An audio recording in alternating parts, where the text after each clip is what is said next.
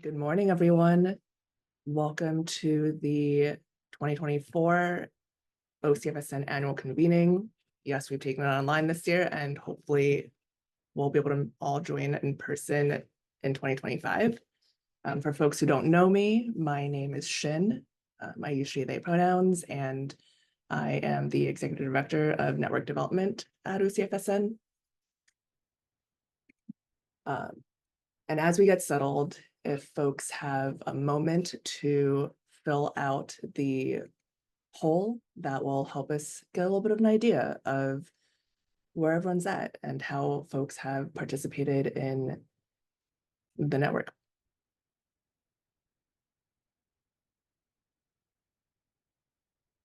And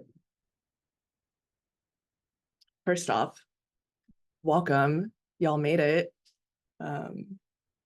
And I'm really glad to be here with everyone this morning.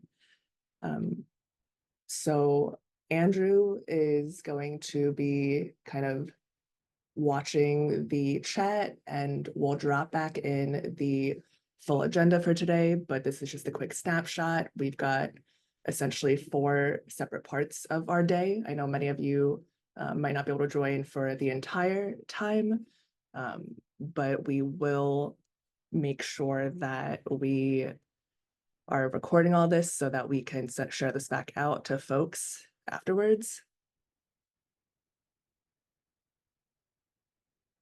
And I think we're going to kick it off. I'm going to hand it over to Jason, who is on our leadership team, and let him reintroduce you to our whole team. Thanks so much, Shin. Good morning, everyone. It is Wednesday. We are in the month of November. I hope you all are doing okay. I'll just do a quick introduction of myself and then turn it over to this team, right? Like, this is a big thing I'm going to talk about here, is that there's so many amazing people and leaders inside this network that I'm excited to share with you and kind of introduce you all to. So my name is Jason. I use he, him pronouns. I'm the executive director with Growing Gardens, which is based in Portland, but works across the state. And I'm here with amazing leaders of the Oregon Community Food System Network. Also, maybe you've heard it a lot, right, as OCFSN. You also might be thinking, where do we do work and gather folks to talk about food systems? This is it, y'all. This is the place.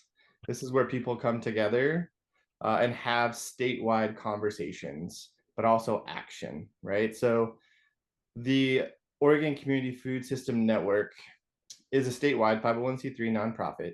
That's also that's new too, y'all. Like, that's new. This isn't like they've been around forever, but have been working a ton and have gotten to this place to now be a 501c3.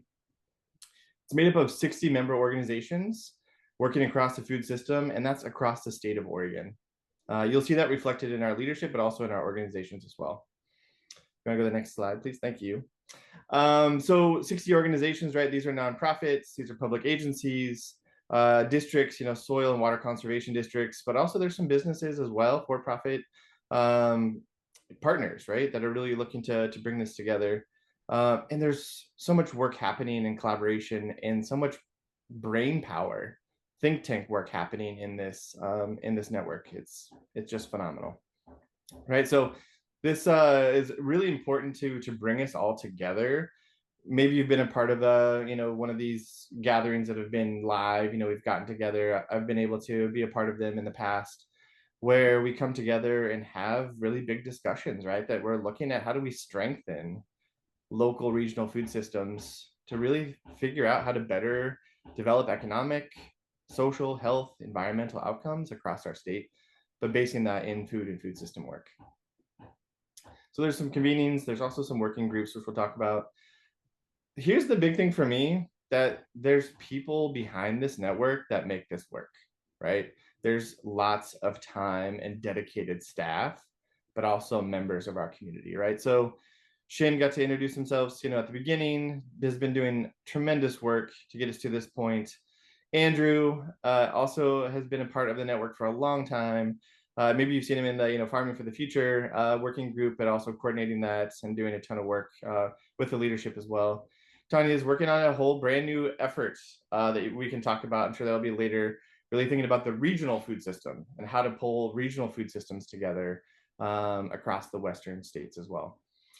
We also then have amazing leadership. I wasn't able to calculate how many years of experience we have collectively, not how many years old we are, but it's probably in the hundreds of years of experience that we have with this team, right? So Rihanna looking at building this leadership and taking on the chair role of this leadership team. Eddie Hill and Alice, Katie, Lindsay, Allison, Lauren, myself, and Christina coming together, monthly and also weekly at multiple times to come together to shepherd this group together. Collectively, amazing amounts of knowledge and expertise coming into this. Next slide. There's also a board. So there's a little bit of a different structure here, right? This is something that's been developed over time. There's a leadership group and there's a board group. So you'll see some folks that are commingled across both. Some people have actually been on the leadership and have gone to board, or been on the board and gone back to leadership. So there's a lot of collaboration happening there. But Sarah Miller, as the board president, doing tons of work, especially out in Eastern Oregon, but really bringing in so much attention. That's right. Thank you. I forgot to mention about raising your hands. So people who are online can then see where these folks are. Lisa, I don't know if Lisa's here, but Lisa also works with Growing Gardens, but is part of the OCFSN board. Eddie Hill, Lauren, Joel, Gabriel, and Katie as well. So if you all are here, either from the leadership team or the board, please feel free to either raise your hand, physically, or raise your virtual hand as well. Good to see you all. Right, and then there's working groups. So maybe you know the working groups, or maybe you're like, hey, what are these working groups? There's people who are leading these sessions as well, right? So there's Kaylee leading the VeggieRx program, really thinking about how are we embedding our work at a deeper level in healthcare systems. And there's Andrew as well leading the Farming to Future. And then Sydney DeLuna is looking at the Food Hub. And the Food Hub has been doing tons of work over the last several years and bringing in the regional aspect as well of how to then collect and gather folks across our state. So think about like this, right? These people, these are individuals that you're going to be able to hear from today, talk to, engage with, but also come and join us. I think that's for me like a big part of this is like join us in this adventure, right? Like enjoying us in this leadership of how are we moving our food system forward here in Oregon. These are open for everyone to be a part of. As a network organization, joining the network or in leadership or joining the board, like this is the time to join and engage with us. And a big thank you to all these folks that we've been able to meet through photos. They're all just tremendous individuals working to advance our food system and embed our food system at a deeper level. That might be my last slide. It is, Jason. Thank you all. Like, feel free. I would love to connect with you all. Thanks, Shin, for pulling this all together. Thanks, leadership team and board as well. Really appreciate you all. Absolutely, joint effort for sure.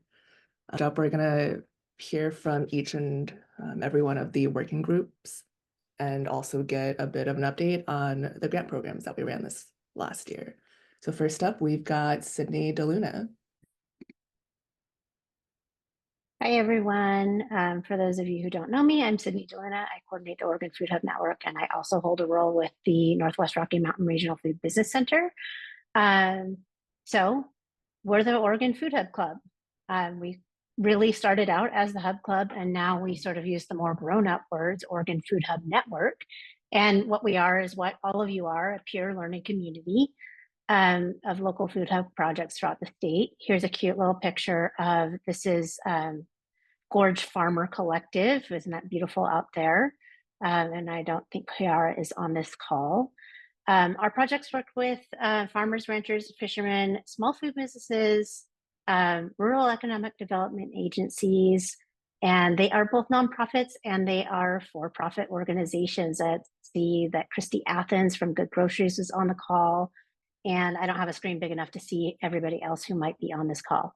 This is a map of our more developed hubs, but we are always growing. There's actually several who are not on this map who I know about already. We have the Beat, which is down in the Southern Oregon coast. We also have Umpqua Valley Farm to School that participates in our network. And in our network, our hubs are lots of different things. I describe it most as food hubbing is moving food around, moving local food around. And that can mean marketing food, that can mean aggregating food, that can mean distributing food, that can mean processing food, that can mean creating a virtual connection to do all of those things. So we're not really uptight about what a food hub is in our network. So we have lots of participation from lots of different kinds of entities.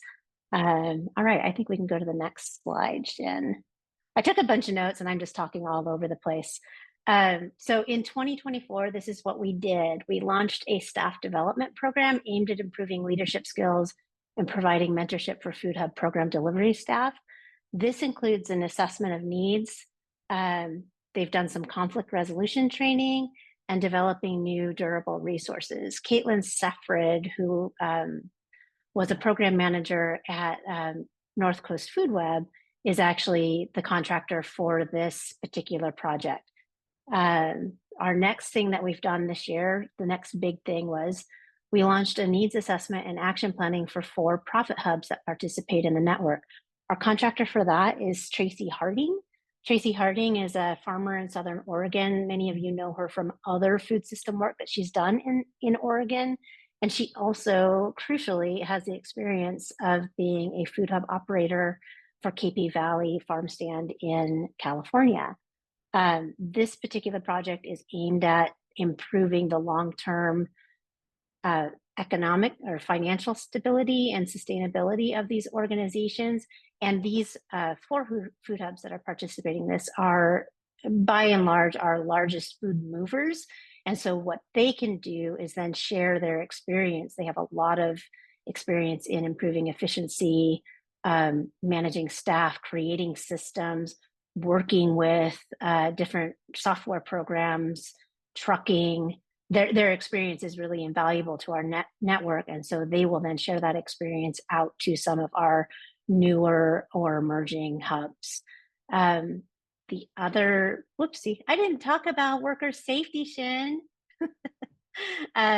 So we also expanded our worker safety site visit evaluations to 8 hubs this year. And that program is run by Northwest Safety. And Deb Bridges is the contractor who is actually delivering the service.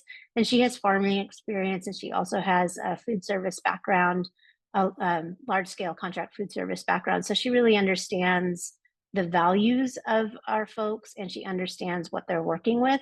And the pictures down below, that's Shelley from Lane County Bounty. And then we have an image from North Coast Food Web.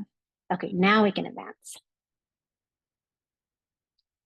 Worker safety and infrastructure. This is like the big thing that we were able to do this year. We received some funding from the Oregon legislature, $1.8 million, or sorry, $1 million of funding from Oregon legislature. And here's the results of our grant program. 20 food hubs received awards. As you can see, it's distributed pretty broadly across the state. I see that we're sort of missing the very southern, the southeastern corners of the state. Bummer, we'll work on that. And we funded a whole bunch of different projects this year. We bought some refrigerated vans for delivery between regions. Oh, can we go back one more? Sorry. Oh, okay, sorry, Jen.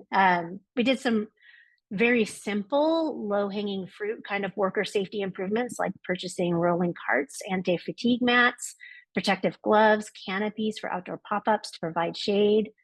We bought some pallet jacks, electric jacks, pallet racks, and boxes, bulk bins, mobile shelving. Basically, our grant program was designed to both expand capacity and infrastructure within our larger region of Oregon, and to improve worker safety and job quality at the same time. Now we can go ahead. We'll look at some pictures. So in round one, ooh, that was Josephine County Farm Collective. Also, Carrie, this is the first time I've seen your van with the graphics. It's amazing. And it looks like this is also your new cooler. Really exciting stuff. Go ahead and advance the slide. And then we got some ice maker for Port Orford. This is really cool. I'm so excited. Experience to develop this. We anticipate having or doing another census report in 2025 to get an update, since there are more programs in the state we know, and also potentially some changes since that 2023 report. A special thanks to these programs that you just saw on that slide for participating in the working group and being really great, consistent partners. And to get involved, email the VeggieRx, subscribe at OCFSN to get on our listserv. We meet quarterly. Last year in 2023, we had an in-person convening. We hope to do that again in the future at some point in 2025. Again, for that health-related social needs, learning collaborative contractor position, please apply by November 22nd. Please spread it amongst your networks if you know someone who might be a really great fit for leading that work. And that's it. Thanks so much. Thank you so much, Claire. Next up, we've got the Farming for the Future working group. I'll hand it over to Andrew. All right. Hey, everybody. So great to see you all. I work with the amazing folks who are a part of our Farming for the Future working group. We are composed of the folks in the network who are supporting beginning farmers and ranchers, supporting the farmers in our community, the ag service providers, agencies, OSU Extension, these amazing folks who are helping the farmers that we work with improve their operations. And I'm so honored to be helping this group of folks work together, improve their projects, come together and have collaborative projects. That's really what we're here for, information sharing and developing amazing projects. We do this in a bunch of ways, just as we all do in the network. We convene. We had a really wonderful convening in May of this year in Corvallis, coming together, sharing updates on all this amazing work that folks are doing across the state, and really coming together to move forward some future projects. What I try to remind the group, we're stronger together. So that's what we do. And one of the big things that I've been really involved in, and I'll talk about it in a second, is the amazing disaster resilience grant program for farmers and ranchers across Oregon. It's the same funding that came through for the Food Hub grants, came through for the disaster resilience grants, and has had a huge impact in the network. And this working group specifically has really been incredible in informing, engaging, getting the word out on this grant. It's just the group has made this so successful. I'll get into the details on that in a little bit. We also have several collaborative projects that have come through the amazing instigation of network and working group members. The CAF project, Capital Access for Local Farmers. We've got several BFRDPs with OSU Extension, and the TOF project, Transitioning Oregon's Farmland with Rogue Farm Corps, Friends of Family Farmers, Oregon Ag Trust, the Farm Viability Subgroup. So I think I neglected to mention we're set up in 4 subgroups for our working group. We focus on supporting beginning farmers and ranchers. We focus on addressing farm viability. We support land transition, land access, and we also have a climate resilience and stewardship subgroup. So those 4 subgroups are where we kind of organize our different work, and for folks who have specific interests can really dive into the nitty-gritty and the details.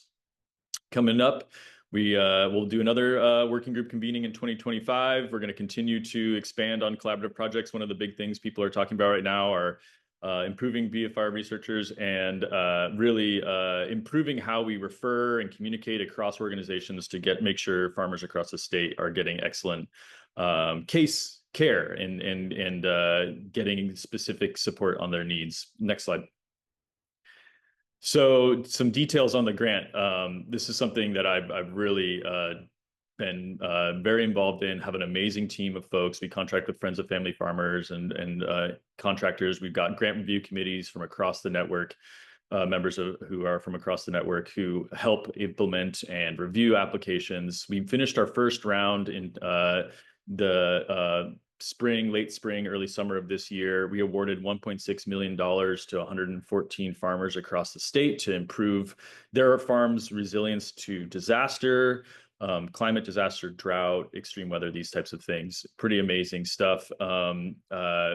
There's a bunch of details on the website. We are actually launching our second round for the grant on Friday. So, and I'm going to put the link in the chat right here. The second round, it launched this Friday, so please get the word out. Our updated requests for proposals and grant guidelines and all that stuff is available on the website now. And you know, there's a session later about this grant program in the Ignite talks about kind of the collective impact of the network and how we got this funding from food hubs, farmers, but there's also a farmers market grant that came through, similar avenue. Talk about some of the details in that session, so hopefully you can tune into that. But what we're hearing from farmers, the 114 that we've already funded, is that this is game-changing funding that is improving their farms' disaster resilience, allowing them to implement projects that they wouldn't be able to afford or be able to do otherwise. And we'll talk about some really amazing testimonial from those farmers in the future. So yeah, please spread the word is the bottom line there.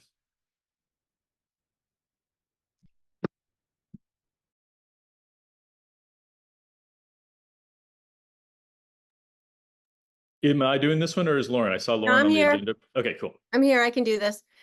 Hey, everyone. My name's Lauren Gwynn. I use she, her pronouns. I'm one of those like old fogies who can say, I was with this network when it was born, you know, and I become more and more proud of it every day as it graduates and goes off to college and, you know, is now like, anyway, so that's just me like being silly, but it's really exciting to be here and be with all of you. So I am the director of the Oregon State University, what has been for the last 11, 12 years, the Center for Small Farms and Community Food Systems. And we just are changing our name for our new era because we've grown so much to the Center for Resilient Agriculture and Food Systems. So, but that's not the topic of this talk.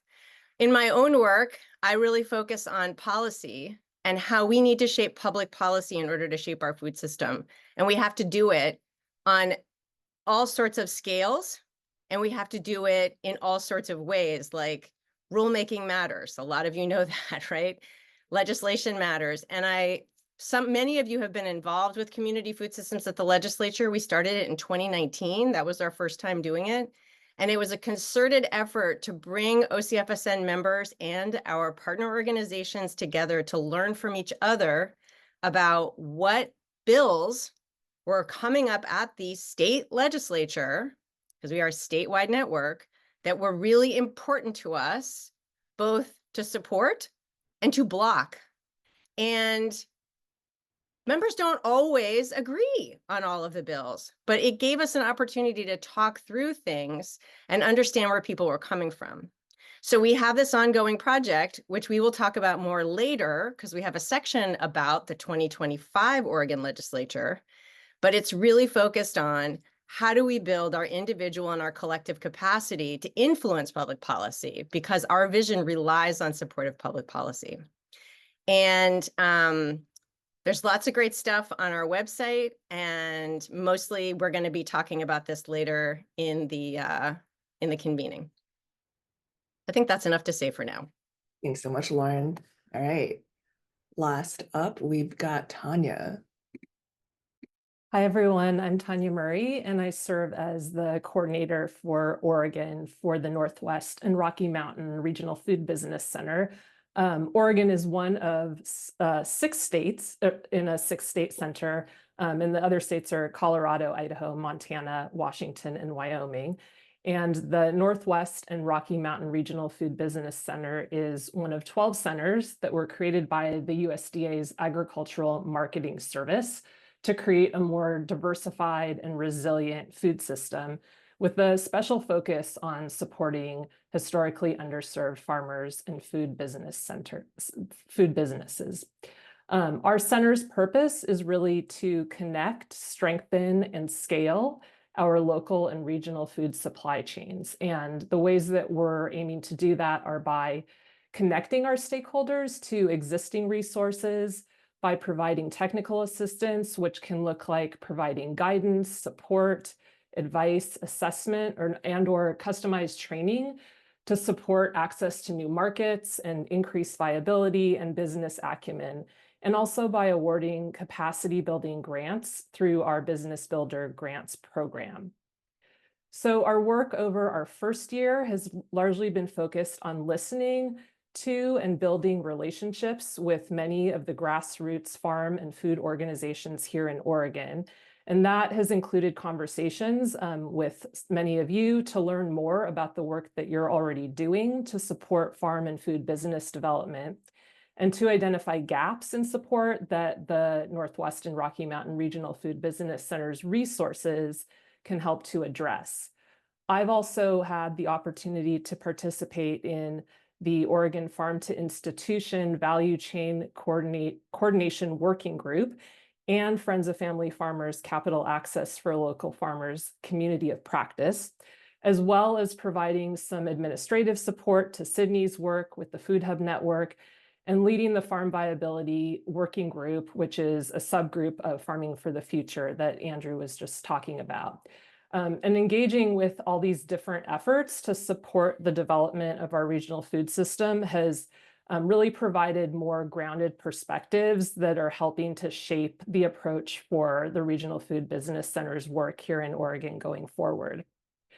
Over the past year, we've also provided technical assistance to farm businesses in a variety of formats, really aimed again at supporting access to markets and access to funding, including organizing a panel presentation at the 2024 Small Farms Conference, which was focused on introducing farmers to some of the different funding opportunities that are out there, providing individualized support to farmers and food businesses who are applying to the Oregon Department of Agriculture's Farm to School Equipment and Infrastructure Grant Program earlier this year, teaching a workshop at Small Farm School focused on introducing producers to different direct market channels, and most recently delivering a training to support farmers with crop planning and cost of production analysis to help them prepare for sales to institutional buyers. And this was part of the Oregon Farm to Institution Collaborative's day-long workshop on getting confident with institutional markets that happened just a couple weeks ago. Our work in the months ahead is going to be focused on connecting Oregon food and farm businesses to the technical assistance offerings and business builder grant opportunities that are being offered by our center's 4 theme teams, which are focused on connecting and scaling food entrepreneurs, developing markets for climate smart agricultural products, building meat supply chain capacity, and the theme that Sydney leads, right-sizing infrastructure and investments to improve access to capital. So lots of opportunities there. We are also in the process of formalizing an advisory committee that will provide input on our state level work plan. And we are hoping that there will also be partners from that group who will be part of developing and delivering technical assistance to ensure that the business technical assistance that we're providing is really accessible and relevant to our stakeholders. And in 2025, we're going to begin rolling out our Business Builder Grant Program for Oregon, with our first opportunity likely going to be small non-competitive awards that will create opportunities for businesses to receive a grant after successful completion of a TA program, that moves them forward on their goals. So this could be a business accelerator program or a workshop or other training opportunity. A couple of ways to connect with us. One is through our newsletter. So on the Regional Food Business Center website, you can sign up for that to get our newsletter with regional updates, and also connect with us directly and schedule a meeting to learn more about what we're offering here in Oregon and in the region. So I think that's all I have. Thank you. Thank you so much, Tanya. All right. Next, we're going to have Rihanna talk us a little bit through just a little bit more about the network and some upcoming ways to deepen your participation. Great. Good morning. So glad to be here with y'all today.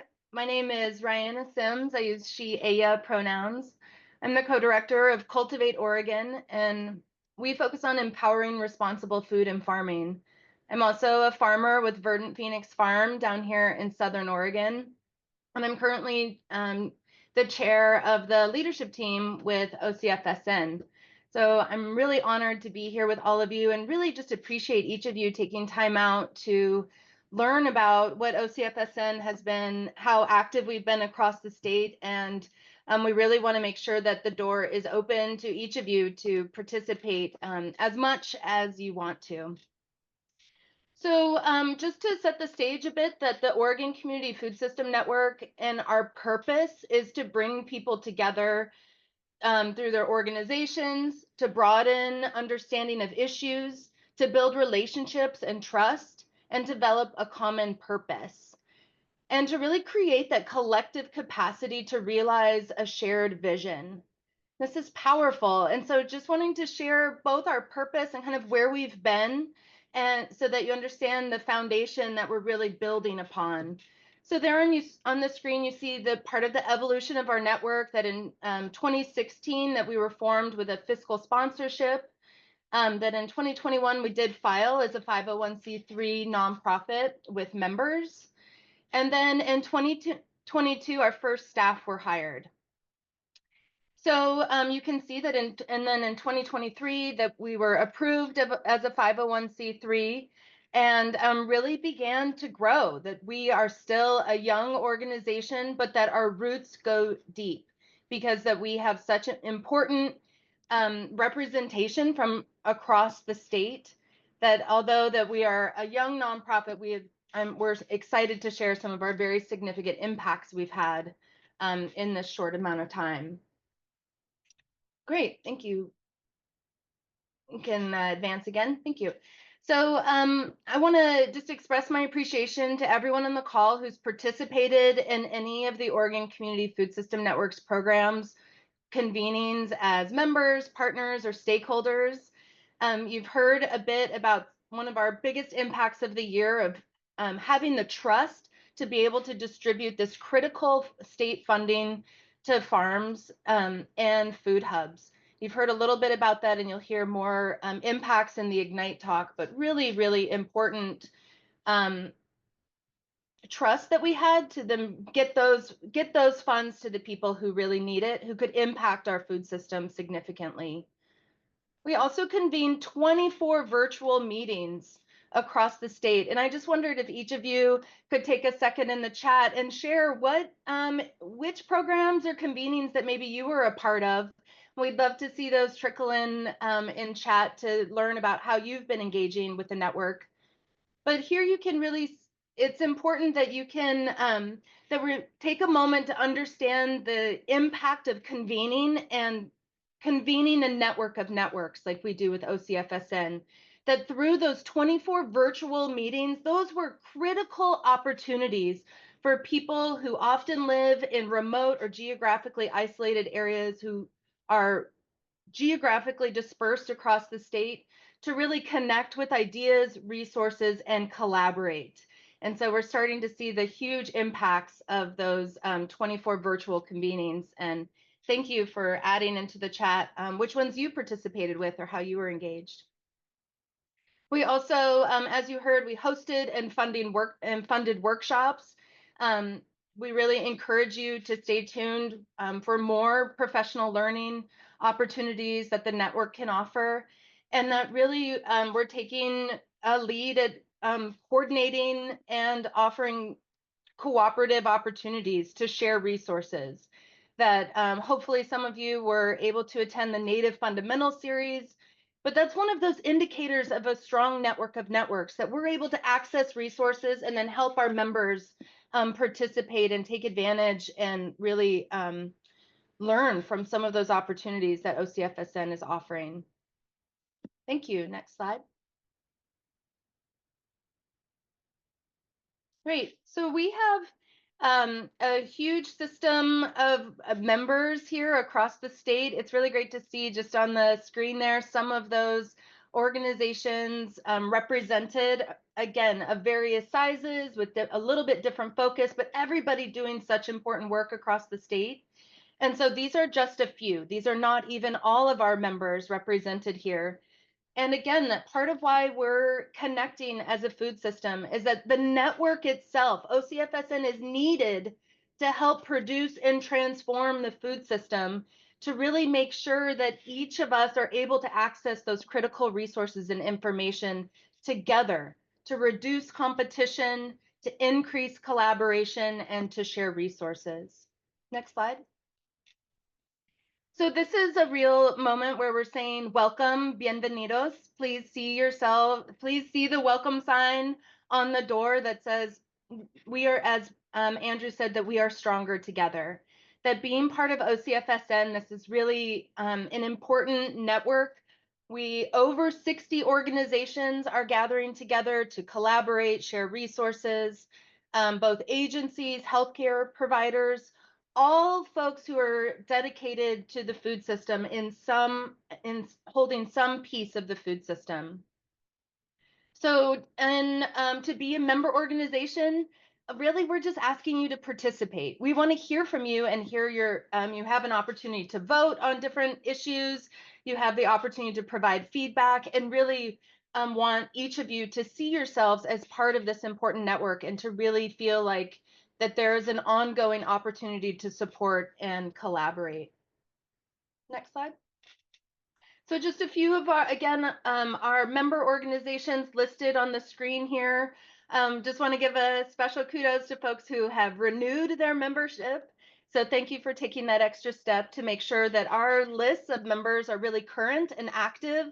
And it also provides an opportunity to reflect on those benefits from things like getting so many great resources in our newsletters, to attending a working group, to participating in convenings like you are today. And so thank you for showing your commitment to the Oregon food system and our community through participating as a member organization. There is opportunities there. You can see the new member application there and a QR code. So please do click that, and it's a very easy application, but we really want each of you to feel welcome to join us in this effort. Next slide.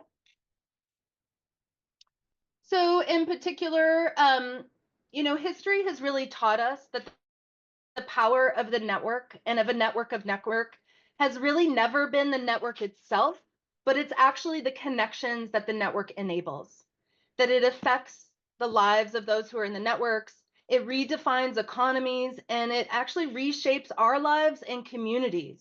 We are here to make an impact in a positive way in the entire Oregon community food system that we know ripples out.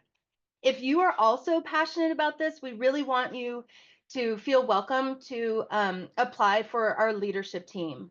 This is a group that meets monthly of passionate folks in the industry who are excited to collaborate, who want to bring their work forward for greater cooperation, and who really see themselves as wanting to be one of those change makers and really support the network. I want to say thank you to our esteemed colleagues with Eddie Hill with Food Loop Northwest and Alice Morrison of Friends of Family Farmers. Just really want to express my sincere gratitude for their investment and the huge impact that having them on the leadership team has had for the organization. Just want to highlight to each of you to really, again, Sometimes we don't see ourselves as leaders, but I want to really make sure that you see the welcome mat and that the door is open, that if you want to step more fully into food system work and you're excited to be a part of this, that we are accepting applications and nominations through December 1st. So you've got a while to kind of think about it. It's a simple application. And we really welcome all levels of experience. You don't have to be an executive director. You don't have to be an expert. Really what we're looking for is your heart and passion and investment in the Oregon community food system and really wanting it to be a place where everyone thrives. So, and with the leadership team, you do receive an optional $2,000 stipend as just a little appreciation for your time and effort. So the final word, we just want to really encourage each of you on the call today and say a sincere thank you to all of you who have been members of the Oregon Community Food System Network and who have chosen to be on the leadership team. And for those of you who are considering, you know, that networking is really defined, it's a really goal-oriented, goal-directed behavior that happens both inside and outside of organizations, inside and outside of meetings. But it's really when we are focused on creating and cultivating the food system that is equitable and accessible to all for the place that we live and the communities where we live and thrive. This is a space that we want you to be part of and that we welcome you to join us. That we're focused on increased visibility, organizational access to strategic information, and to shared success.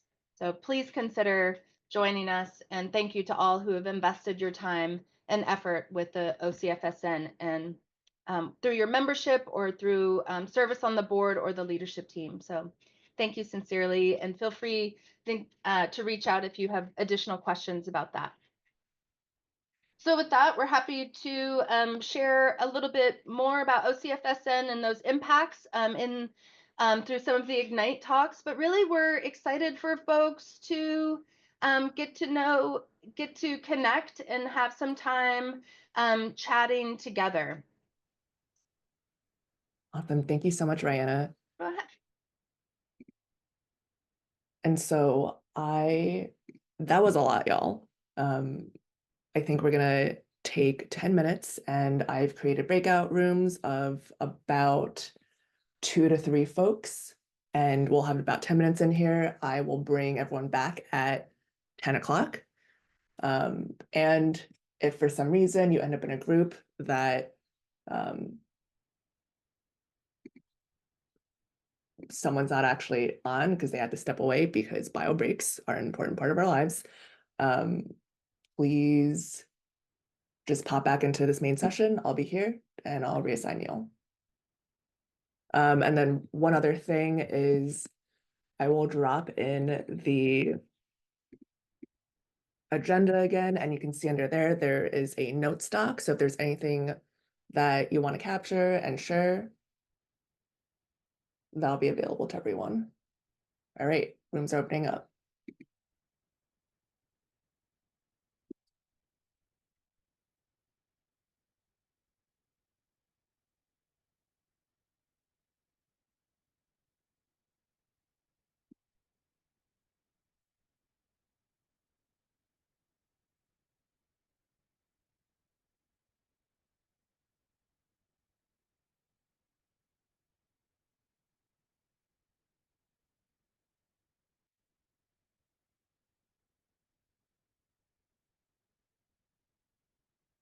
Okay, let me.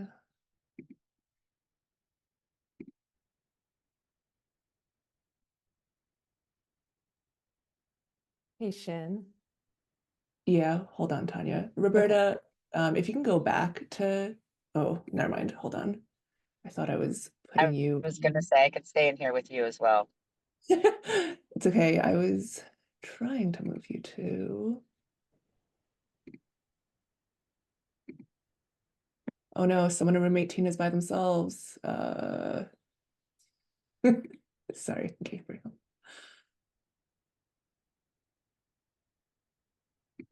Let's see. To room 20.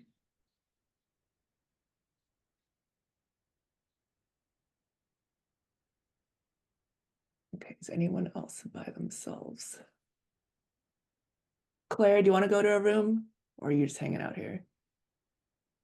I had just stepped away for a second, so I'm figuring out what our prompts are and then I'll join. Do you want to repeat it for me perhaps? Oh shoot, you're right. I don't think I actually sent that to anyone. Well, then I won't have missed anything, so I could just join. That's okay too. No, not at all. I have too many screens open now. Let's see. Um,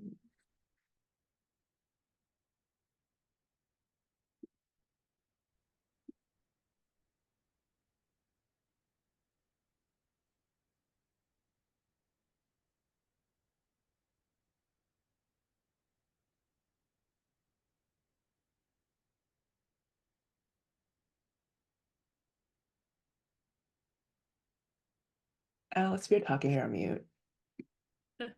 I was trying to say if there's anybody by themselves, you can send me to a breakout room as well. I don't know if I missed the memo. I was getting a cup of coffee while you were explaining what we were doing. We came back and everyone was gone. I'm gonna put you in room 21, assigned to room 21. Great. Okay. Hi, Tanya. Hi, how are you doing? I am good. I look like I'm not looking at you, but It's fine. I'm sure I have just for my little thing, I have an extra screen, so I understand. I can use my phone if I need to, but I liked the timer option because people can see it and it's suddenly not here. So I guess I can see that in the apps we can get it, but I just don't know if getting an app while the meeting is going, like last time it was just there. yeah. So we can try getting it, but I don't know if it will potentially, I just don't want to disturb the meeting. Yeah, I'm trying to see where.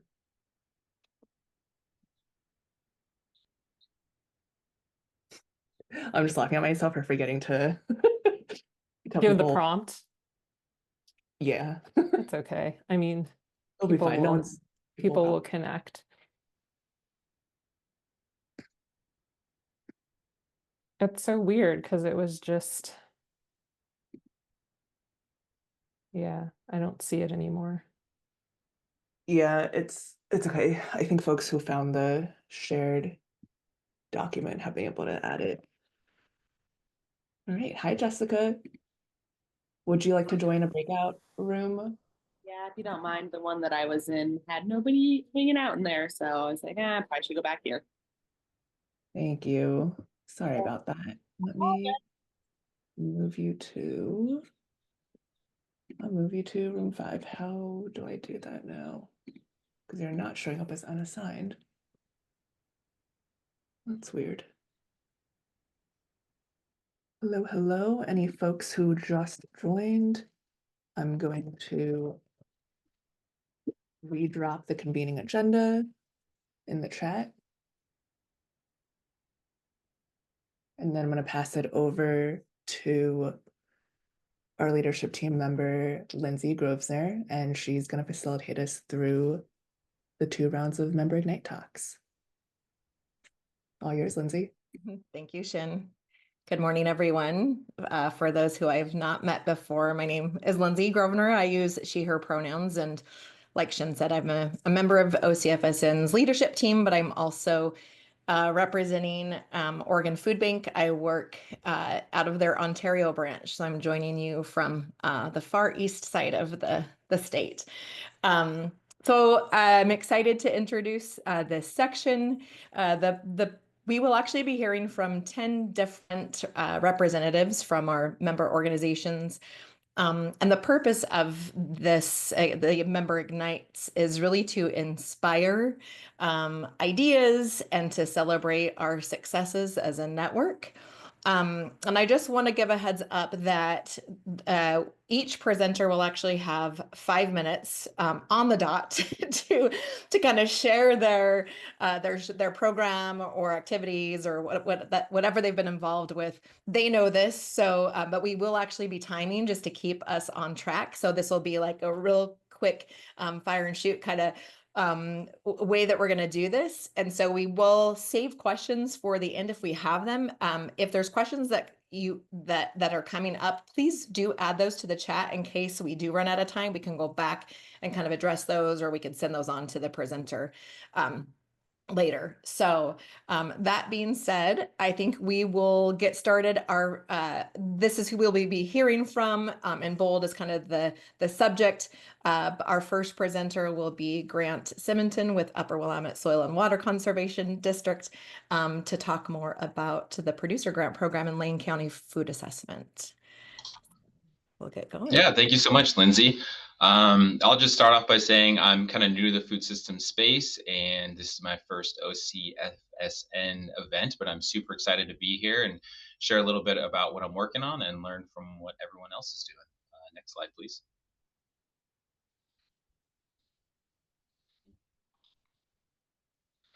Yeah, so let's go back one more. Just a little introduction about myself. My name is Grant Simonton, and I'm serving with the Rare AmeriCorps program with the Upper Willamette Soil and Water Conservation District. So I'll be here until July of next year, and I'm supporting a couple projects related to the Grow Lane County project, which is a partnership between the Lane Community Health Council, the Upper Willamette Soil and Water Conservation District, Food for Lane County, and Soterra, who is Katrina, who I'm sure many of you know. And really the overarching goal of this project is to build a stronger network of local food resources to alleviate food insecurity in Lane County, with a specific emphasis on addressing the ethnic, cultural, and racial disparities for residents who both grow and access food in the county. Next slide, please. And the first project I'll be supporting, kind of co-coordinating, is going to be the Producers Grant Program, which is really a funding mechanism aimed at agricultural producers located in Lane County who grow or raise food primarily for local markets. And so the funds will go to support increasing soil health and water quality on farms, and also really improving and trying to help producers increase their efficiency and productivity of their operations, and ultimately really just increasing the diversity and volume of locally grown and harvested food products in Lane County. So kind of the supply side of the equation, and ideally connecting those locally grown foods to, say, partners with Food for Lane County, and getting those whole foods to people experiencing food insecurity in Lane County. And so the pilot cycle occurred before my time here, but it was run in June of 2024. Learned that June is not a good time to run a grant program for farmers, but nevertheless, we're able to fund 7 farms partnered with Food for Lane County, and we'll be administering the next cycle of the grant program in the next couple months. And I'm really excited to get some money out into the community and for farmers and producers. Next slide, please. And then the other main project I'll be supporting and coordinating is going to be a Lane County food needs and opportunities assessment. And so, the overarching goal of this is really to develop a report that captures the current needs and opportunities related to food insecurity in Lane County. And so I'll be doing that by coordinating a series of interviews, focus groups, community surveys, talking to other regional food councils or hubs in the state, and kind of learning what has worked from them, and really just trying to capture information that can inform the Lane Food Security Coalition, which is connected to the Grow Lane County project, and really just overall trying to reduce food insecurity in our county. And I'm just really excited to contribute to this project and learn from this network, and I'm sure I'll be talking to some of you. Next slide. And then if anyone wants to monitor the kind of status of the project, it is a 5-year project. You can go to the Grow Lane County website, at growlanecounty.org. And if anyone has any questions or wants to reach out, my email's on the screen. And I'll just do a quick plug as well. Last year, I served with the Rare AmeriCorps program as well in Marion County, working to expand rural broadband access, including farms and rural areas. So if that's ever bubbling for anyone and they want some I wouldn't say expertise, but some input and maybe some assistance, feel free to reach out to me on that topic as well. And thank you so much for your time.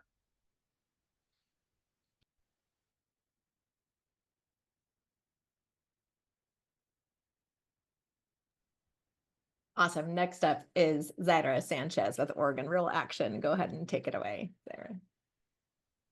Hello, my name is not Zaida, but it's Jose. I stepping in for Zaida. Sorry, there was a last minute switch up. Sorry about that. No, you're totally fine. My name is Jose Abrego. I am with Oregon Rural Action as the Communications and Outreach Coordinator, stepping in for Zaida Sanchez. And Oregon Rural Action is a nonprofit that focuses on people organizing for the well-being of our community and environment.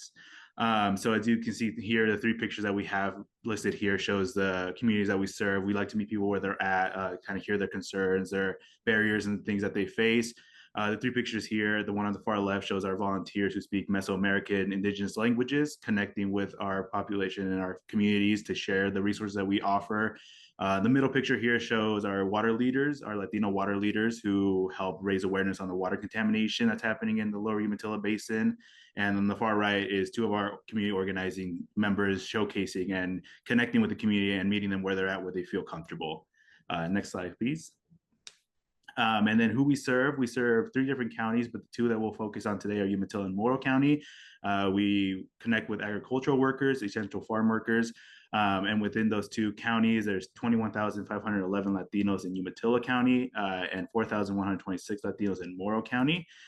Each speaking, and the differences between these communities is that there's different Latin cultures. Within those different Latin cultures, there's 7 different languages spoken, which include English and Spanish, but also Mesoamerican indigenous language like Mam, Quichal, and other languages in respective to their cultures. And then then I just want to quickly add the picture on the far left here is a listening session for Food for All Oregonians and the community that we brought together, which then ties in with the next slide. So if you want to go ahead and go to the next one. With the partnership with Food for All Oregonians and the food equity program that we do here at Oregon Rural Action, we sent out a survey to these folks. And with that survey, we were able to get some information as to why they don't have access to food, what are some of the barriers, some of the hesitancies.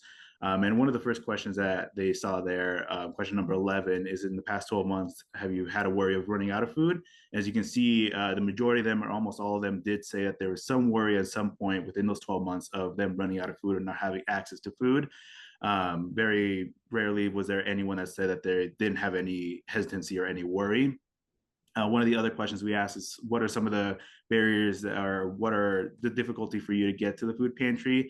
A staggering amount said that there's either transportation of getting there, coming back, finding transportation, the hours don't align with their working schedules. As we know, agriculture, farm workers work when the sunlight is up and when the sunlight goes down. So that timing just doesn't match up with what they need.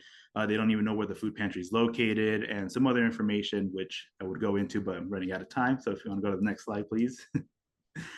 We also asked questions about what would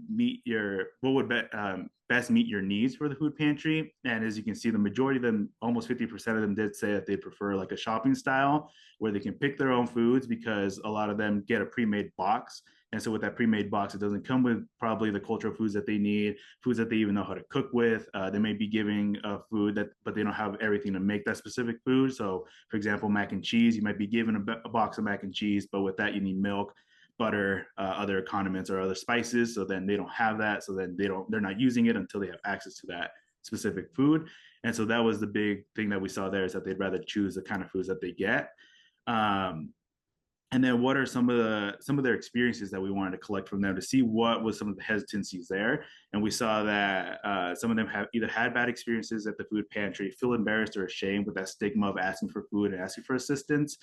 They're afraid of what information will be asked of them about their legal status or anything like that, or what specific information, and just not feeling comfortable, feeling judged, etc. And so that kind of ties in with the idea of sometimes there's a food pantry at a specific location, but they're not seeing the traction that they want. And sometimes they're like, if the food pantry is here, nobody's using it, there must not be a food problem. But in reality, there might be some underseen barriers, hesitancies, other information that we're not seeking. And that's what we wanted to raise awareness about, is that these are kind of the hesitancies that we see in our groups and our specific culture and populations.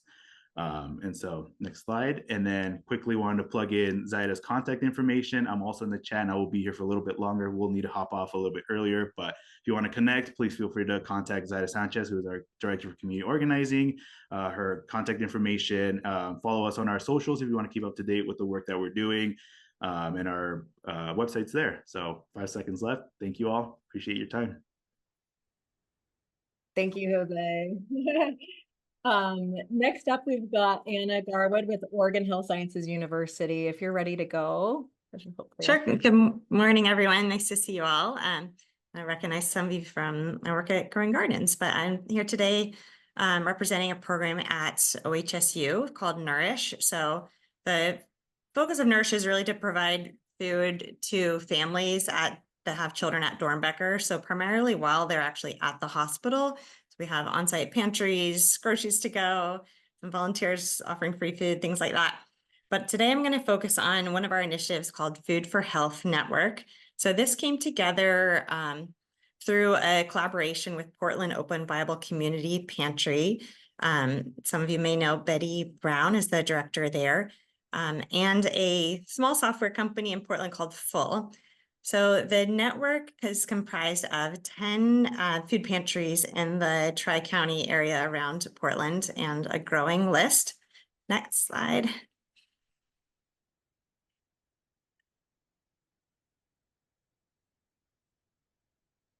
Uh-oh, hold on. Okay. Or working on getting the slides back. So the network is really aimed at helping families to order groceries while they're still at the hospital so that they can get them delivered to their homes right upon discharge. I have a picture there. I don't know what happened to the slide there. Sorry, give me a sec.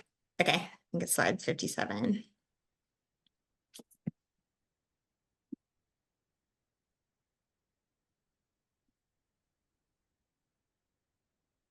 I'll keep speaking. So the way it works is that myself, the nurses, some other staff at the hospital will offer families just a little flyer of, hey, did you know that we have a partnership with pantries in the area that will do home delivery of foods right upon going home?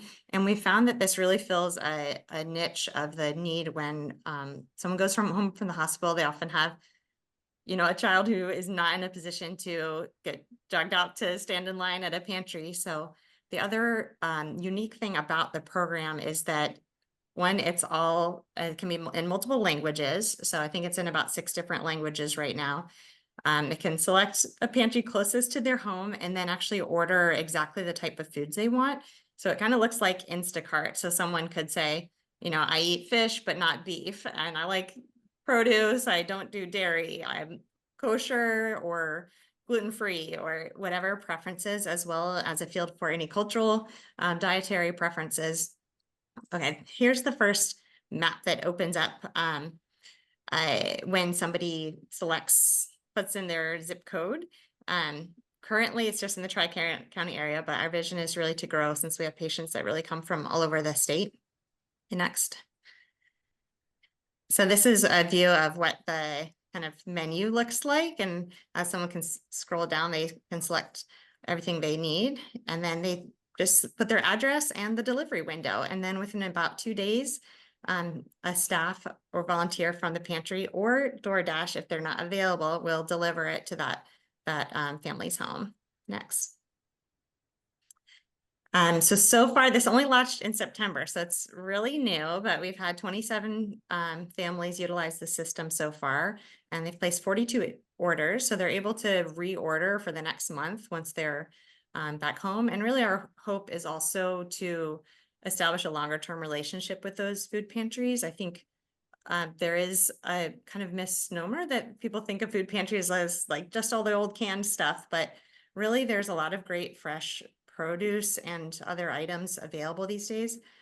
This program is also supported by a grant from Trillium, so the pantries are able to purchase any foods they don't already have on hand. If someone needed gluten-free bread or requested different cultural food items that the pantry doesn't have on hand. So it has some built-in flexibility to really tailor what they're offering to each family. Also in the order form, there's also like a checkbox for if you're interested in learning about SNAP or WIC. So someone from the network calls them and talks them through any other longer term food resources they might not already be connected with. And with that, I will pass it on to the next, and I'll put my contact information in the chat, as well as for the contact information for Full, which is this online ordering system that is really open for other pantries to replicate as well. Awesome. Thank you, Anna. And I know there was a question in the chat. Maybe you could respond in there. That'd be great. And we will be hearing from Eric Richardson next about Annie Mims Garden. All right. Thank you very much. Really happy to be here. I'm in Eugene, Oregon. And so I'm really kind of a free agent. I've been in this movement of social justice, really, and environmental climate justice for many years. I was with the Eugene Springfield NAACP from 2013 until 2021. And in 2020, we really did get into gear around resilience work, around responding to the fires that were happening, to the pandemic. And so at the NAACP, we established a really strong relationship with Food for Lane County. We were able to get a grant, have a freezer. We have a large capacity refrigerator there. And we dedicated 2 rooms in the kitchen space to a food pantry dedicated to BIPOC outreach in the community during that time. And so since I've been gone, that food pantry still exists, and it really had just kind of languished, and we serving 30 people, kind of, and that's okay. But really, there's a great need in the community, as you all know. And so during that same time, we went into a project to establish the NAACP as a model organization concerned about environmental climate justice. We put solar on the historic Mims house, and we established a garden space in North Eugene with a community church, Our Redeemer Lutheran Church. And so this year I got back into this work with Beyond Toxics. It's a local organization that does great work in our community around legislative policy and many other things. And so now I am a NAACP Environmental Climate Justice Liaison with Beyond Toxics. This year, under the great leadership of the Upper Willamette Soil and Water District, in relationship with Beyond Toxics, we partnered with the NAACP to revive the Annie Mims Community Garden space that is in North Eugene on this property of Our Redeemer Lutheran Church. So this is a project of community sustainability and really bringing up the benefits of community hubs and the garden space, and realizing that many of our gardens, our churches, spaces are vacant, many lands that are not being used, and the mission of the church is being fallow just like the lands. And so we are here to assist to bring those lands into fruition and to really assist the communities in looking at how we can help one another. So you can go to the next slide. And so to do that, this year we put that model to use about community sustainability. There's an ongoing food pantry at Our Redeemer Lutheran Church that serves 50 to 75 people every 2 weeks. There's the food pantry at the NAACP. We have the community garden. This is an effort to bring those things together to create the hub that we speak about in the idea of resilience. And so this year we were able to have 5 community resilience markets at the church in the community garden. So we brought people to the garden to say, look at the produce we are producing here. We gave that away, but we also gave away $5,000 of locally produced produce. And we made it so that the people that we were giving it to were the people who needed it. They weren't getting fresh produce. They were getting the cans. They were doing this. And so we want to help them with their mental health and their physical health, as well as their community connectedness. And so this was a project that did that. I really got into this at the Oregon Resilience Summit last summer. Thank you all for putting that on. Many sisters and families benefited from this project. One more slide and go through those. They're just pictures of the project, bringing people together, the people who benefited from it. I want to read one passage. This is from the book of Ptah-hotep in Africa. Be generous as long as you live. What goes into the storehouse should come out, for bread is made to be shared. Those whose bellies are empty turn into accusers, and those who are deprived become opponents. See that none such as these are your neighbors. Generosity is a memorial for those who show it long after they have departed. So thank you all, and I look forward to learning and growing in this work. That was beautiful. Thank you, Eric. And last but not least for this first round is our board president, Sarah Miller, representing Northeast Oregon Economic Development District and talking about building resilience. So good timing. Hi, everybody. I'm Sarah Miller, and I'm here to share a story of connections where the personal and the professional overlap. So on the personal side, in 1981, my husband and I and our small children arrived in Northeast Oregon to work as laborers herding cattle in the remote rangelands of Hell's Canyon. After 20 years, we were able to lease some private rangeland and bought our first longhorns and started Magpie Ranch, where we practice pastoral traditions guided by ecological principles and feed 60 to 80 households each year. On the professional side, I started working for Northeast Oregon Economic Development District in the mid-1990s. We're a small public nonprofit serving Wallowa, Union, and Baker counties, mostly with entrepreneurial development, and also we provide technical assistance to nonprofits and small local governments. Next slide. So on the personal side, there was a huge change in our lives with the Double Creek fire when it really hit us hard. It was a massive, unpredictable, and prolonged fire that was much different from fires in the past. And there were very few state and federal firefighting resources to help us. The experience was exhausting, overwhelming, sickening, and costly. And I apologize for triggering other people who have gone through wildfires. We saved our buildings, but we lost 60% of our winter grass and 50% of the fences we needed to manage our cattle in this roadless area. And afterwards, I felt a sense of loss, and over the following year, even small changes seemed insurmountable. I became more and more withdrawn and isolated and had difficulty connecting with people. Next slide. So fast forward a year later, I attended ORCAN's Climate Resilience Train the Trainer series, which helped folks working with ag businesses learn how to talk with farmers and ranchers about climate change impacts and adaptation strategies. In a session on climate stress and grief with Maud Powell, and there she is as a little baby with her husband, I learned that farmers and ranchers had suicide rates that were 3 times the national average. And Maud shared her story of her family's climate loss, but she also shared resources being developed to help farmers understand climate stress and find coping strategies to improve mental health resilience.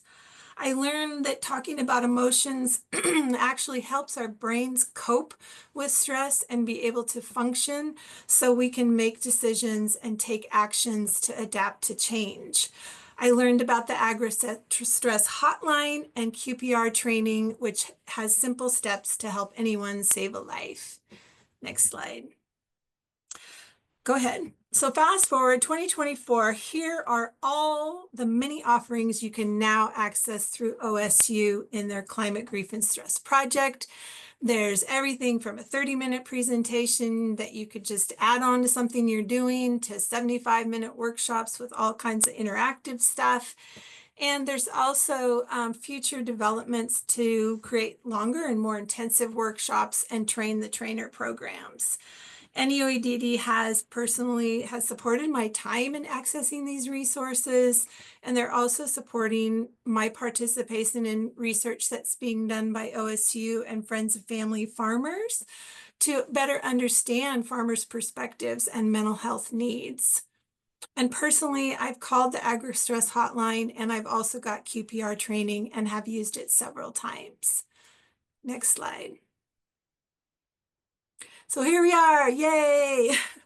I just so thankful because understanding the effects of climate stress and grief and learning these coping strategies is changing my life.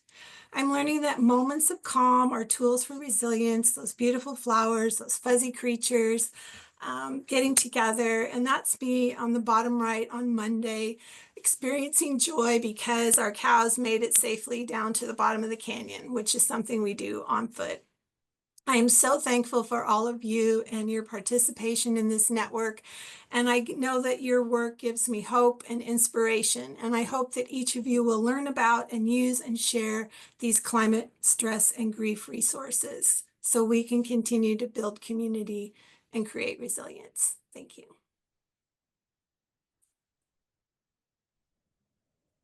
So inspiring, Sarah. Thank you so much. I think we have built in here a 5-minute break. If we want to go ahead and take that before we start round 2. Does that sound okay with everyone? Yeah. Okay.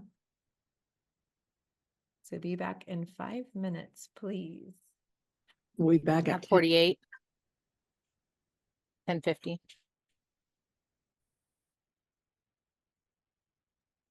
Yeah, we can probably do that. We're actually 2 minutes ahead of schedule. So yeah, and if there's anyone that wants to stay on, yeah, to just ask questions or whatever, that's probably fine too. So come back, reconvene at 10:50.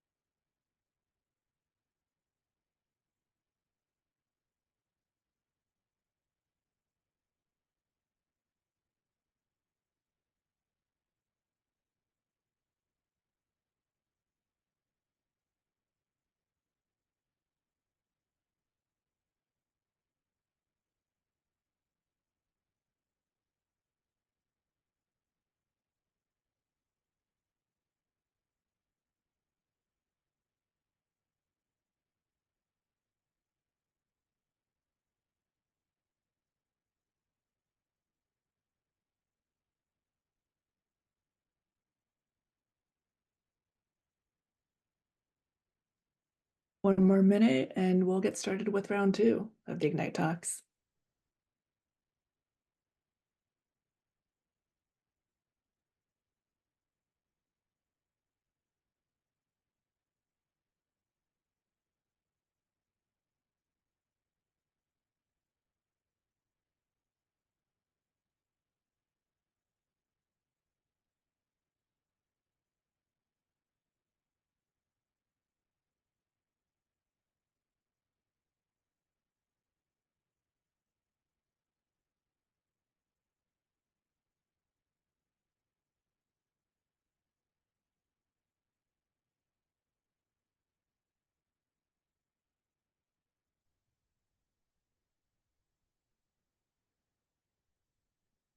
Are you ready to get started, Shin? The time.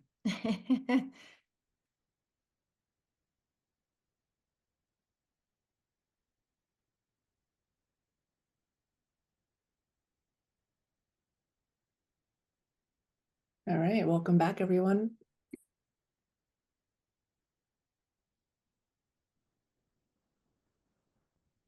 So here we're starting round 2, and this session we will be hearing from 5 more presenters, really focusing on our collective impact as a network.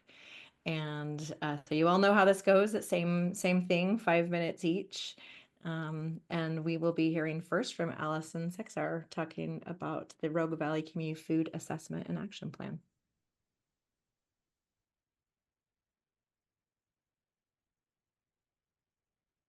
All right, unmuted now. Good morning, everyone. So nice to be here with everybody. As Lindsay mentioned, my name is Allison Sexauer. I'm the Executive Director with the Rogue Valley Food System Network. We work down here primarily in Josephine and Jackson County, convening and connecting all of the different players of the food systems for collective impact.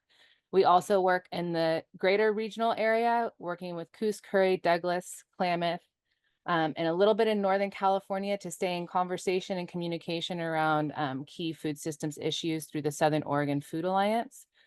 And we are, many of you have heard me talk about this and mention this for years now, but we are on the brink of finishing the writing aspect of the 2024 State of the Food System Rogue Valley Community Food Assessment. Yay. This has been quite the process. I'm going to share with you just a little bit of what we went through and understand that some of you folks are also on the brink of stepping into an assessment or reconsidering an assessment in the future. So this process has taken us 3 to 4 years and about $200,000. We've hired 2 consultants, 2 additional part-time staff over the course of those 4 years, and have had the honor of working with 2 rare participants. About $200,000, that includes our staff time. We are working on, this is the table of contents for the assessment. So we're really taking a broad scale approach, holistic assessment, looking at everything from agricultural production to food waste, labor employment, food security, and it's been a beast. It's definitely a process that has taken longer and cost more than I would have imagined. But it's been invaluable in building relationships and connecting us to the people and the ground on the work, or the work on the ground, excuse me. Let's see the next slide. So the Rogue Valley Food System Network fosters connections to promote equitable food access, ecologically sound agricultural practices, and economic vitality. We're the networking organization down here in Southern Oregon, as I mentioned, and I often consider us kind of the pinpoint or the ally to getting some of the Oregon Community Food System Network work siphoned down into Southern Oregon. Next slide. So within this food assessment, where we're at right now, we have the Rogue Valley Community Food Assessment, which is a written report, and then we have the Rogue Valley Action Plan, which we've synthesized, we've pulled out of the data 4 goals, which you'll read here.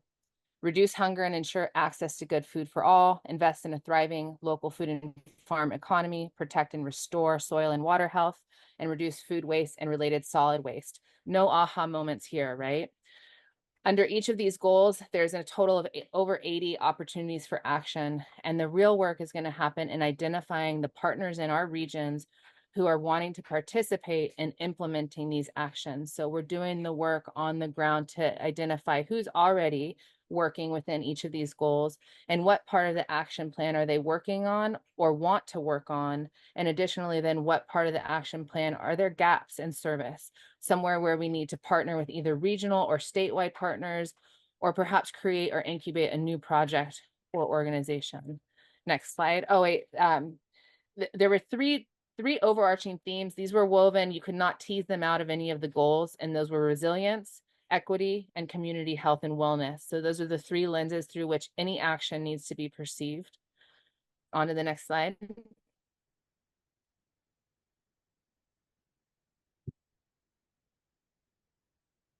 Melina Barker, you'll recognize this quote. This is what we're doing. The world doesn't change one person at a time. It changes as networks of relationships from among people who discover they share a common cause and a vision of what's possible. Rather than worry about critical mass, our work is to foster critical connections. So the Rogue Valley Food System Network is developing itself to be the backbone organization that really supports in connecting and sending resources, funding, making sure that the players down here are talking, and then connecting us to the larger food system work in the state and in the region. And the next slide. So the implementation, we're going to do a launch session. This is the second annual Rogue Valley Food Solutions Summit. You are all invited January 17th. It'll be a full day. We're going to launch the results of the assessment and invite people to participate in different aspects of it. Stay tuned to our newsletter for more details. Right on time, Allison. Thank you. Next, we're going to be hearing from Lucia with Adelante Mujeres. I can't even talk today, sorry. To talk more about their VegRx programming. Hello, everyone. I'm Lucia Benavides, and I am the Product Prescription Coordinator at Adelante Mujeres. We are a nonprofit located in Washington County, and what we look is to empower Latino women and their families through education and leadership, so they become strong, active leaders in the community. Next slide, thank you. Adelante Mujeres Product Prescription Program is a collaboration with Virginia Garcia Memorial Health Center. We have 50 families in our program, and they are in our program for 2 years. They receive a prepaid card with $65 per each member of the family. So a family of 4, for example, receives $260, and they can purchase their produce at approved markets, and also at our farmers market and Forest Grove and Cornelius. They also receive vouchers to buy other things that they cannot purchase with a Fresh Connect card. Next slide, please. Our participants receive 2-hour monthly nutrition classes at our kitchen and at Virginia Garcia. We also have included movement. They receive 10 minutes of low impact movement with Tai Chi or walks, or we also work in the garden. We self-monitor our blood pressure. This is a collaboration with American Heart Association. Next slide, please. We use popular education, and we do a lot of case studies for our participants, so we can talk about lifestyle changes and habit change. And we are all learners. They bring their knowledge, their wisdom, the proper from their culture, because they've been farm workers all their lives. Next slide, please. We have a garden, a community garden at Virginia Garcia, and our participants work in there. And that beautiful box of produce that you see in that picture comes from our garden. And we use it in our kitchen, and we cook delicious delicious food, and we cook our traditional food. We just tweak it a little bit to make it healthy. Next slide, please. So Adelante Mujeres and the VegRx community. Here, we made, excellent partnerships like with the Fresh Connect. We learn about the FED principle. We overhaul all our program, and we introduce the we introduced that into all parts of our program, since, from participant recruitment to program sustainability. And now we're exploring we received a CCBF grant, and we are exploring the opportunity of becoming an HRSN provider. So this community will bring us, a lot of brain power. Here we have folks from other programs that know a lot about this. They've been longer in this community. They have a lot of experience and also a lot of resilience. So our hope is that we learn together how to become, how can we serve better our community. Thank you. Thank you, Lucia. Next up, we're going to hear from Megan Kemple, who's going to be talking about the collaborative support for climate resilience. Actually, OCFSN was a big part of. Thank you. You all may remember that 2022, and as Sarah mentioned in her Ignite presentation, 2022 was a terrible year for natural disasters, including fires and heat domes or even winter storms. And that year, OCFSN members successfully advocated for disaster relief funding from the state. And that funding was really valuable, but we heard from farmers that what they really needed was not to be bailed out after a natural disaster, but instead to have funding to be more resilient to disasters. So for example, instead of having their blueberry crop fail, have shade cloth to protect their crops from a heat dome or extreme weather. So we heard that call to action, and OCFSN members, including Friends of Family Farmers and Oregon Climate and Ag Network, communicated that need for disaster resilience funding to legislators, and they were interested. Representative Helm's office understood that healthy local food systems are an important part of climate resilience. So a bill was introduced to fund disaster resilience for farmers and ranchers, as well as funding for farmers markets and food hubs. And OCFSN members advocated, and the funding was approved. You heard about those grants this morning in OCFSN's presentations. The funding totaled over $6.5 million, with $2.6 million for disaster resilience grants for farmers and ranchers, and additional grants for food hubs and farmers markets. And you could go to the next slide. This happened, as I mentioned, because organizations lobbied, OCFSN members testified. I want to give you an example. I think of this as an amazing example of the collective impact of OCFSN, and I want to share a little bit more about how this actually works on the ground and how this happened. So members lobbied, members testified, farmers testified. We then secured the funding, and OCFSN and Oregon Farmers Market Association stepped up to administer the grants. I'm going to speak more about the disaster resilience grants for farmers and ranchers because that's what I'm most familiar with.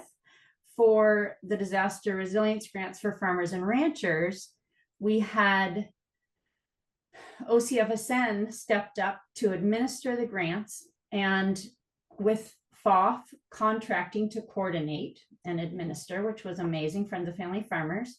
OCFSN members helped with development of the grant program on a program advisory committee, helped with outreach to farmers and ranchers, and helped with grant review. So we all had a part, and I really felt as a member of those committees that we were really heard, and the process was really collaborative, and just that OCFSN and our whole group wanted to do the best we could for farmers and ranchers. So next slide.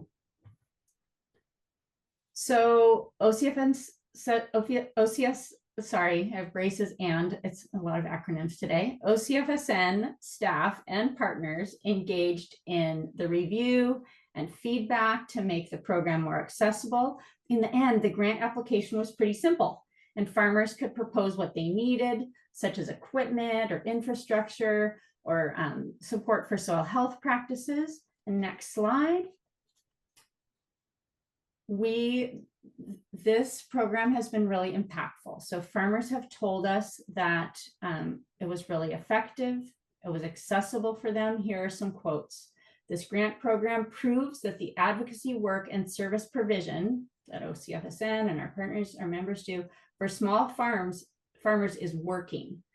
One example of it working was that a rancher was able to, with their grant, actually buy a stock trailer and portable fencing with the grant. Fire came and the rancher was able to evacuate their livestock this year. Another quote is, the survival of our farm and that of countless others grappling with climate disasters is at stake. Farming has never been easy, but climate change is making it exponentially harder every year.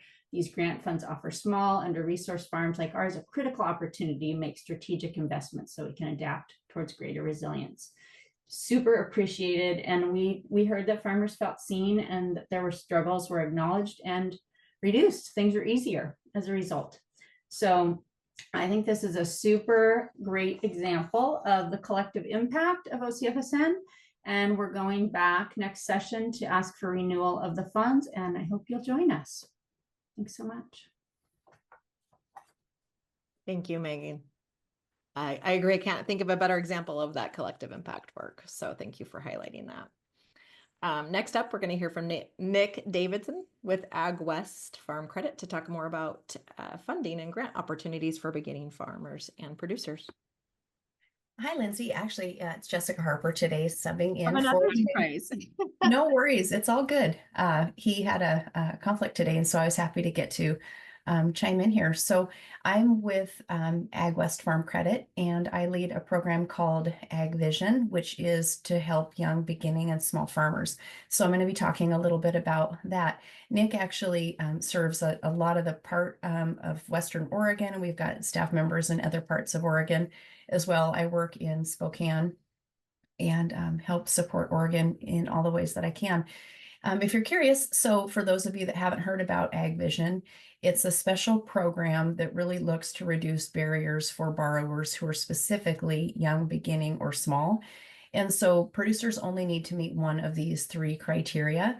So young is 35 years of age or less, beginning is 10 years, independently running a farm business, not working for a parent, not as a laborer. And that's an important provision because we want to know that people don't shortchange themselves for the benefits. And then small is annual gross farm income of less than 350,000. Next slide, please. So for any producers who meet one of those three categories, they're eligible for all of these benefits that are located here. And I just wanted to provide this, really not having the time here in this Ignite presentation to cover all of these in detail, but really to help the audience understand the level of benefits that Ag West offers to help what we call like a YBS, or Young Beginning and Small Producer in Ag Vision, starting with our new producer grant, which we started 2 years ago. We've had a lot of applicants from Oregon and are thrilled that we've made a lot of recognition to new producers in Oregon who've not been farming for more than 2 years professionally. If you wanted to find out who those winners are, you can look them up in press releases for 2023 and 24 that talks about those businesses and the where they're located. Outreach-wise, we send teams to lots of conferences and events and want to provide educational opportunities to really help farmers understand what folks like us are looking for to help them get their businesses launched and grow. And so the new producer grant application process is really designed with this in mind, targeting education.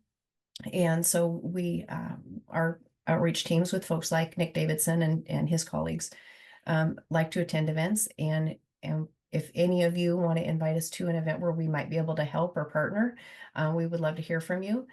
We've got a special product called Thrive, which has 3 different loan product sets within it, separate from all the other loans that we have.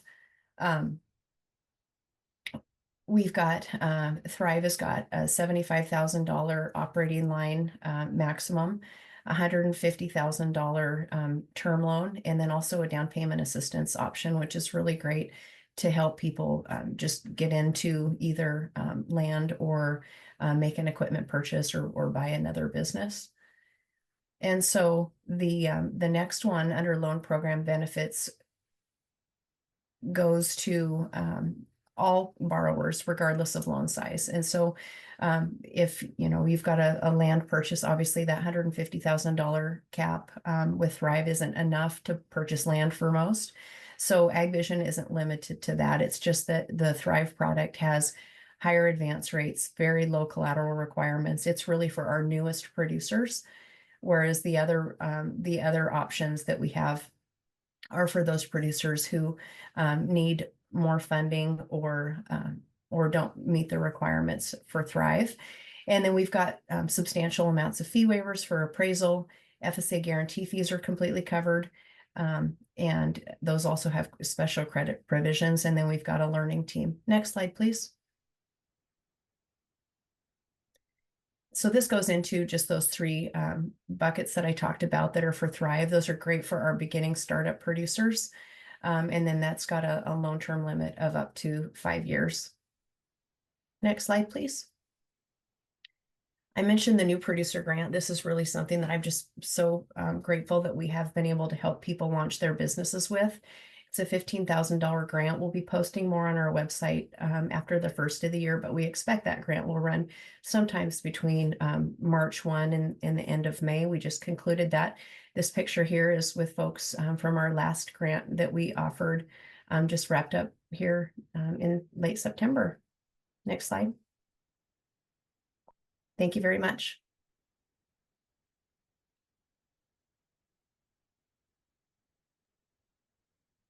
Okay. Last but not least, Eliza with Oregon Farm to Institution Collaborative will be talking about scaling up solutions in the food system landscape. Thanks, everyone. I'm Eliza. I'm the coordinator of the Oregon Farm to Institution Collaborative. I'm an employee of Healthcare Without Harm, but my entire work has been dedicated to supporting the genesis of the Oregon Farm to Institution Collaborative. I'm based in Hood River, Oregon, and I moved here 4 years ago to be a rare AmeriCorps member. So cool to see other AmeriCorps members on here. But I'll get into the collaborative in a second, but I just wanted to talk about why Farm to Institution. I've already seen some chatter in the chat about it, but when discussing institutions, we're referring to hospitals, schools, universities, correctional facilities, organizations that are rooted in place in our state that procure vast amounts of goods and services and hold real estate and other investments that we want to be able to mobilize to support local economies and sustainable value chains. They spend millions of dollars on food for their sites annually, and much of this food comes from outside of our state. So farm to institution movements have been super popular throughout our country, and we're attempting to shift towards more local regional economies, and Oregon really deserves kind of a space to generate this. So again, I mentioned we want to focus on institutions because institutions are concerned with meeting, feeding people at the most valuable, vulnerable, or formative times in their lives. And there's millions of opportunities for them to be investing in their local food economies. So these are kind of values, 5 values that are talked about in Farm to Institution. What we're actually predominantly focused on is this local economy piece, and then moving into these other pieces. Like we've heard a lot about health and nutrition and how that relates to Farm to Institution, food as medicine movement today. You can go to the next slide. So the Oregon Farm to Institution Collaborative, or OFIC as we call it, has been currently funded by the USDA Regional Food Systems Partnership Grant. This is a relationship building grant that we received in 2022 and runs until 2025 with the intention of establishing a statewide farm to institution collaborative. So the grant was written by Healthcare Without Harm, Oregon Department of Ag, Oregon Farm to School and School Gardens, and Mudbone Grown, who serve as the organizing team, and I serve as the coordinator, with the intention of improving efficiencies along the institutional supply chain and standing up solutions to inequities in farm to institution. And you can go to the next slide. So we met in last November of 2023, to kind of come up with the structure of what this collaborative would look like based on needs that were identified or gaps identified in the system. And we have these 3 working groups with a 4th producer engagement advisory group with the intention of supporting some of these challenges. So we've heard about value chain coordination, so that's food hubs and organizations focused on the transportation of food, shared assets, which is focused right now on land access. So that's that real estate investment that institutions have, and we have a group focused on reviewing research that PSU researchers put together about what institutional land that's not being utilized could potentially be utilized for farmland. And then institutional purchasing community of practice, which is really focused on learning from institutions about how they do their procurement and hopefully having the institutions learn from producers about how they can do, how they can support sales. So the collaborative has been really focused on the producer side and supporting farmers and supporting food businesses in understanding how to sell to institutions and then forging those relationships between all entities, whether that's in your local region or in the statewide region. So you can go to the next slide. It's hard to fit this in 5 minutes. These are there's a lot going on. So next week we have our last quarterly meeting of the year. We started them in February. This is our last one. Anyone's welcome to join. You can just send me an email and I'll get you on the list. We are going to be going over the land access research that happened this year and also just talking about what the year held.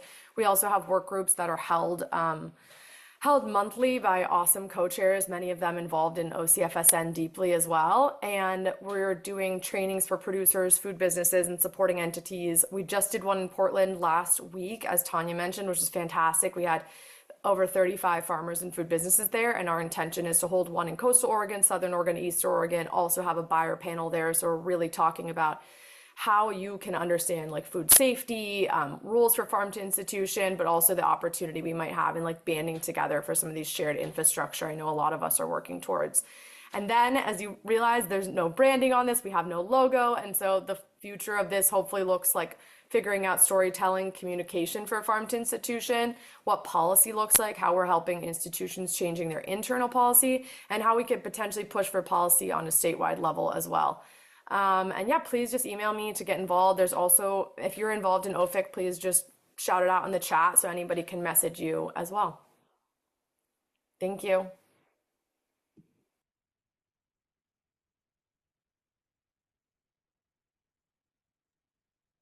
Thank you, Eliza. That wraps up our Member Ignites session. And I'm going to pass it off to Shen to let us know what's happening next. Absolutely. Hold on, let me turn off the timer. So we are a little bit ahead of schedule, and we did build in some time for folks to have lunch, because I don't know about y'all, but I definitely get a little bit hangry and focus, wanes. But I wanted to, since we're a little bit early, open up the floor for any folks who might have some questions that they have for our presenters who are still on the call, or just affirmations. Affirmations are great too.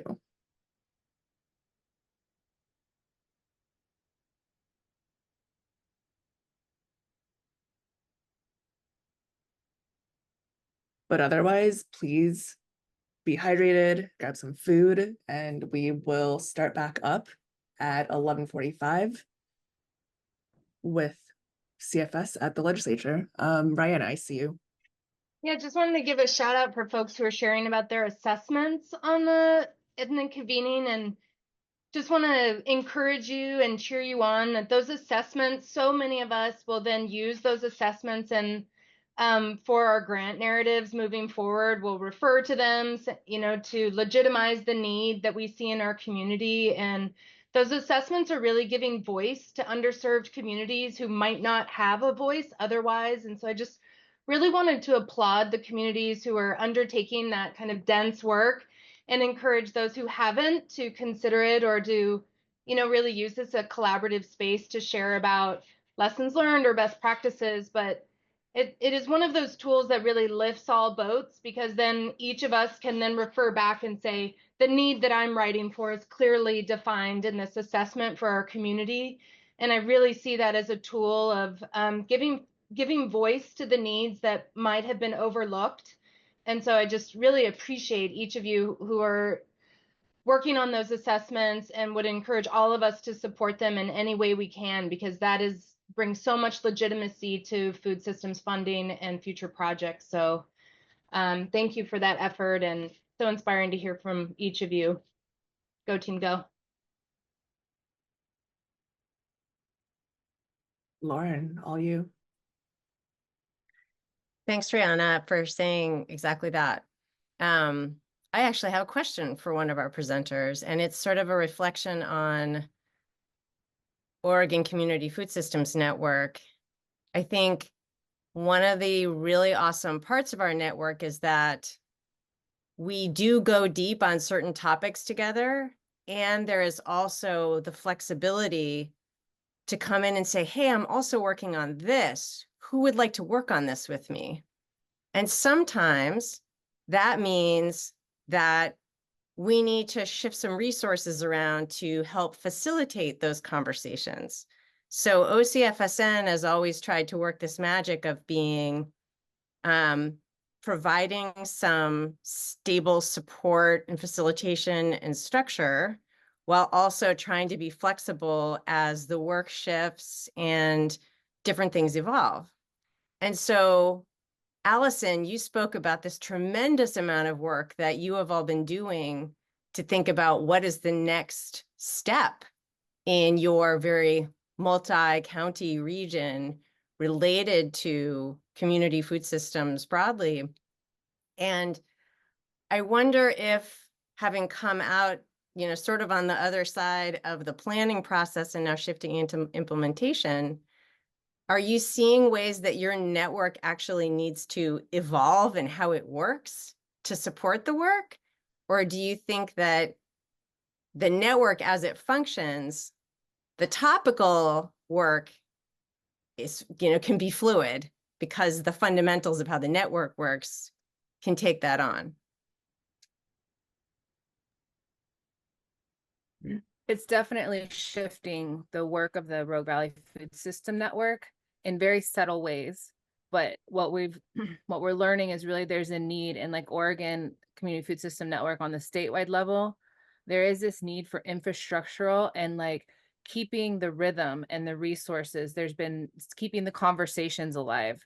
So the backbone organization serving as a strong backbone where we can hold record of resources, funding opportunities, track broad scale projects, like understand what's happening in the Oregon Community Food System Working Group. So we're not duplicating the efforts, but rather sitting in and listening on those conversations and then being able to trickle down and then feed back what's happening here so that we can really strengthen the entire state. And then with the Rocky Mountain, the RFBC, like the entire region, right? So we're really looking at that strengthening our capacity in that way. Yeah, I mean, that's the thing. Does that answer the, I mean, there's a few other ideas that popped in, but that is, we are moving into understanding that we need to strengthen our internal capacity to be able to hold, and that's communications, collective marketing, telling the story is a big part of it. I wrote down just at the beginning of this session, I was like, we need to have the staff capacity to make sure one of our staff is on each of the working groups, you know, between the leadership team. And then there is you know, we're the Southern Oregon network, but we have networks that are similar to ours across the state. There's, you know, Gorge Grown, High Desert Food and Farm, North Coast Food Web. I'm not sure like who serves like the East in the networking capacity, but I think there's also some work to be done to connect those like networkers of the network into the regions, into the bigger statewide. So lots to connect around, and it's all one-on-one relationships at the end of the day, right? It's all just like, who's doing the work via this organization that's going to impact this thing that we said we needed, and do they know that this person over there is doing it too, and we could probably learn something. So that's why the network, the Food Hub Network, the Farm to Institution Collaborative, ORCAN, all of these networks are so key.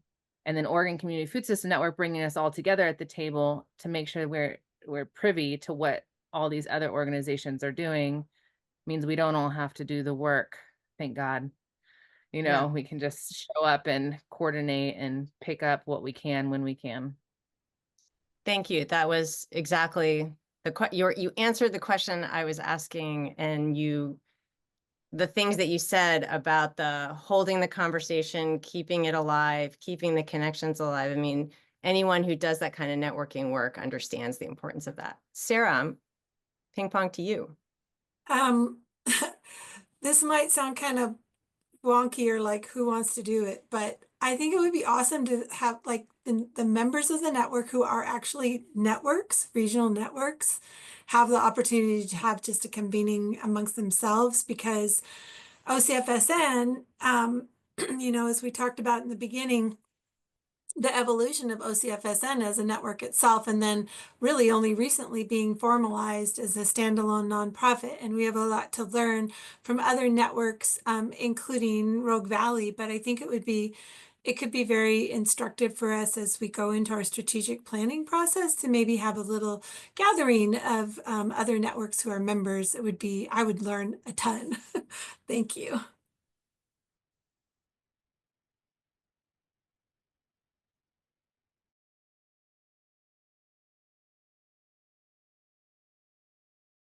Hope you all got a bite or something to keep you going through the next parts of this convening.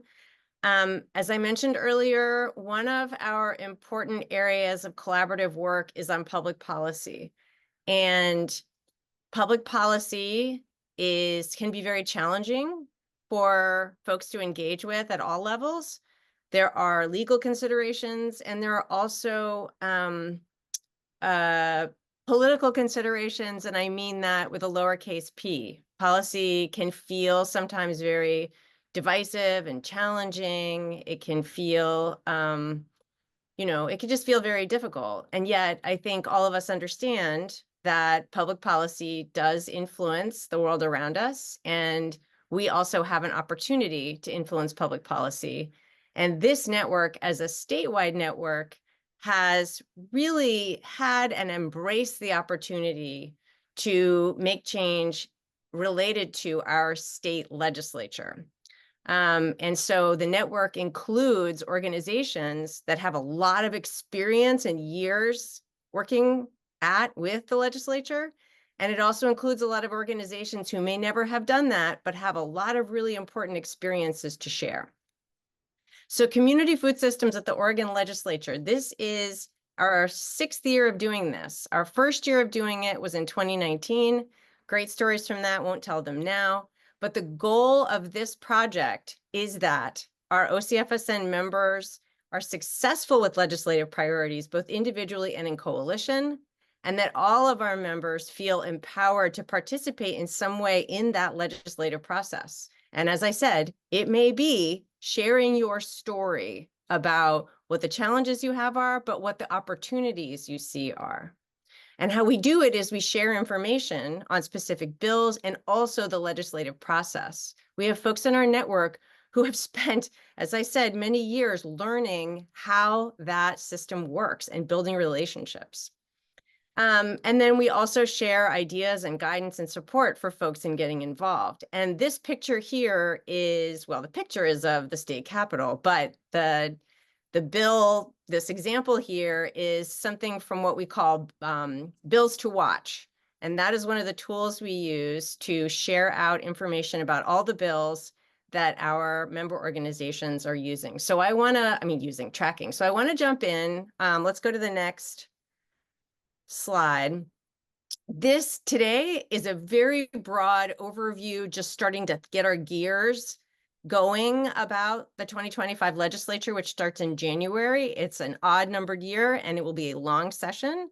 And so I wanted to start out by, and please put this in the chat, thinking back to the last long session in 2023 and then the short session last year. What were some big wins for your organizations and your partners?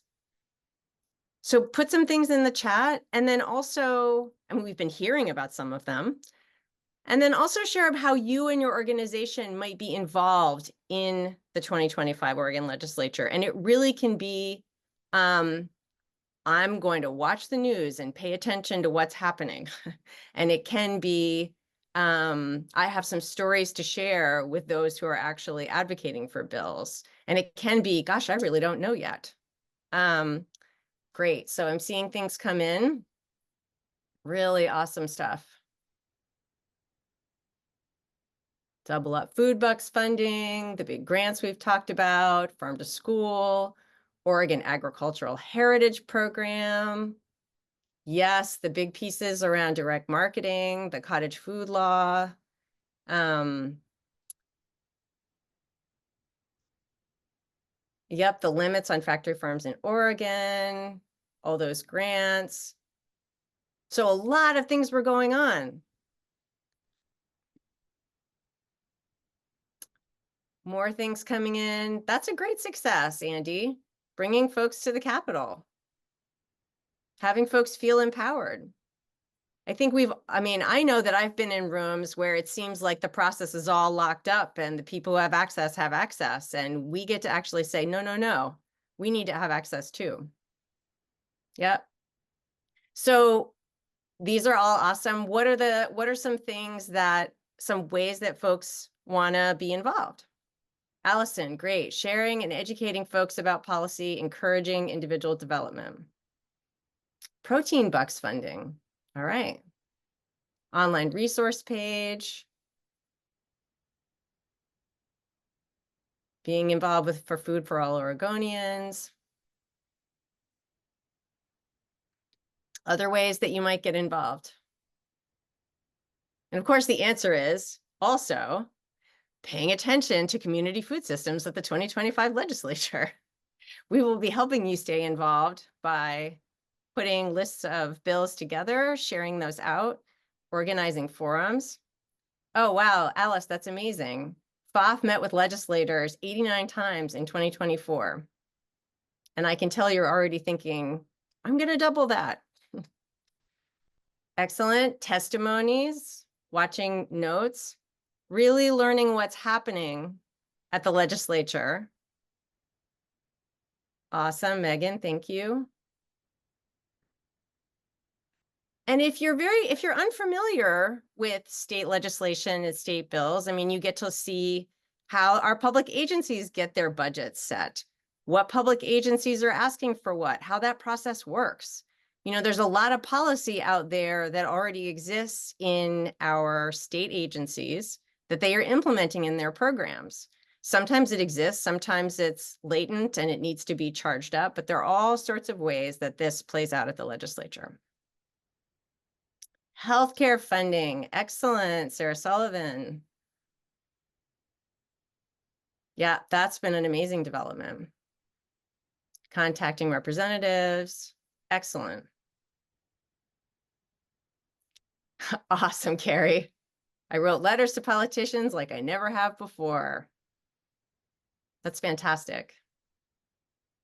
I have goosebumps.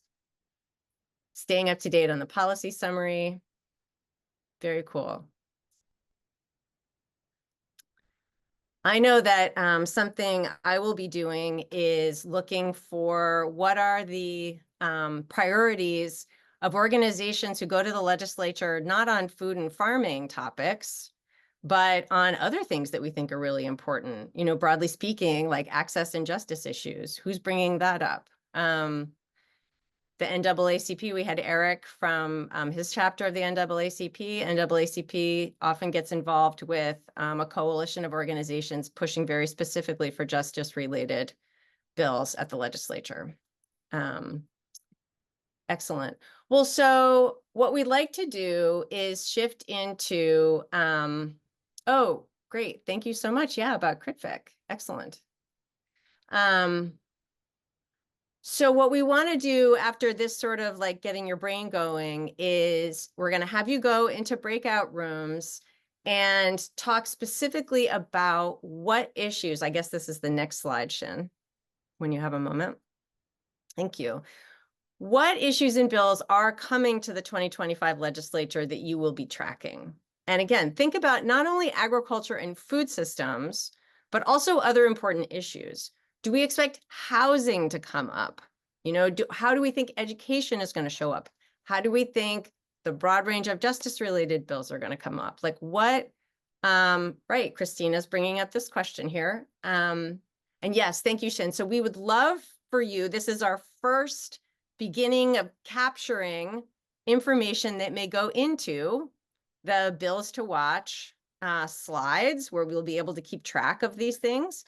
And then just to know what's going on. So this is, you don't have to know that there's a specific bill But you do, you know, think, okay, what might be happening? And yes, Christina is modeling very well here that it's not just things you're hoping will happen, but things you're worried will happen. So please click on the notes so that you can keep track. Just jot down as many notes as you can. And we're going to give you about, I guess, 15 minutes. And then please, you know, assign a note taker or somebody just take notes in that document. And then we're going to come back together and learn from Sienna Paskey from Oregon Food Bank about a specific approach that Sienna takes to policy related to storytelling. And then we're going to close out with some big picture dates at the legislature, and then set us up for going forward. Awesome. Thanks so much, Lauren, for getting us set up. Once again, I'm going to drop the link into the chat, so make sure you click on that before you go into your rooms. And then once I open the rooms, you'll have 15 minutes. I'll attempt to set a timer. And if by any chance your room seems to not have anybody else, because there's a lot of rooms open, please come back to the main chat and I will reassign you. Awesome. Thanks so much, y'all. Rooms are opening. Oh, and there are a lot of unassigned folks, so bear with me as I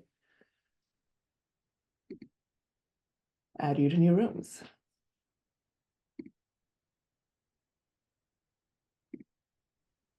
You put us in the same room twice. Yeah, had lots of buck time today. Lots of quality time for y'all. That was great. And so much more is piling in there, which is really cool. And I'm just looking through it. I hope you continue to look through it.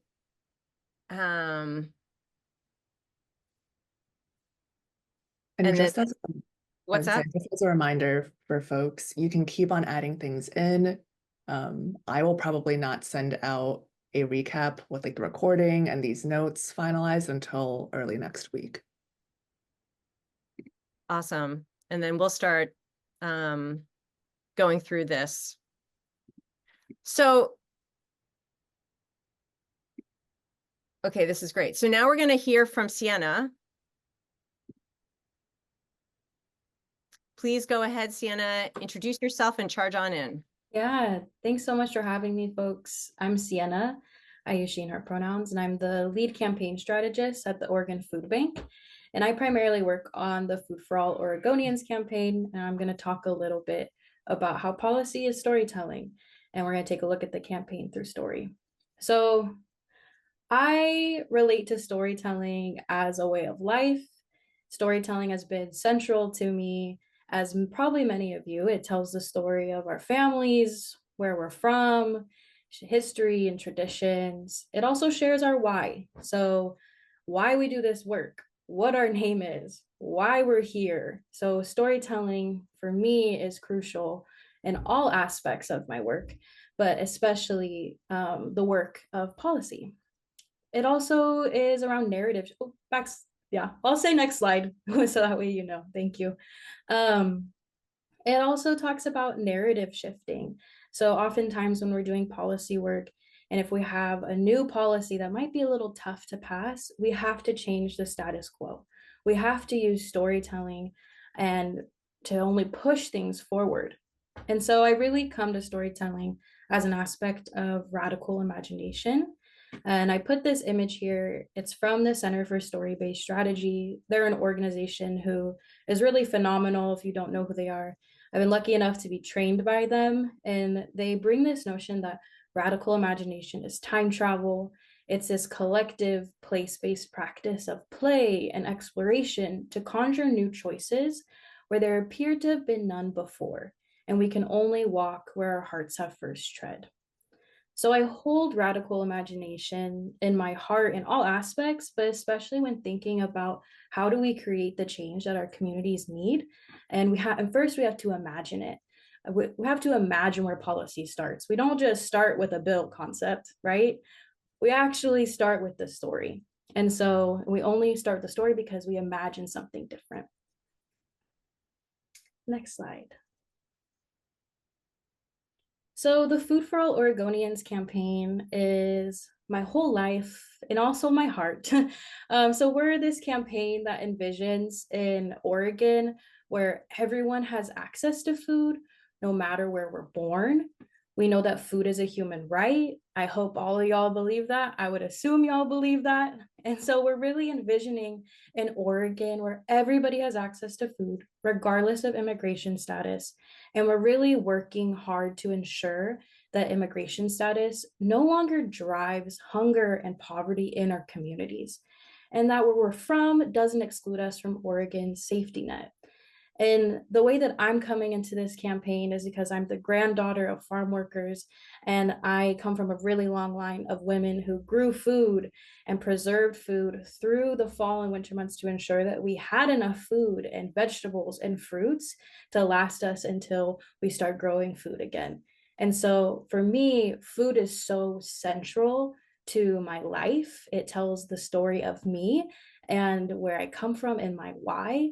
And it's how I got to the Oregon Food Bank and why I'm so passionate about this campaign, because I truly believe that everybody should have access to food and culturally specific food, because that tells a story of home and who we are.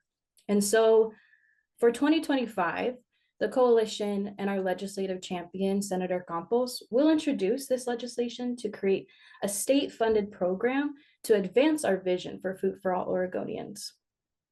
Next slide. I think this is my water slide.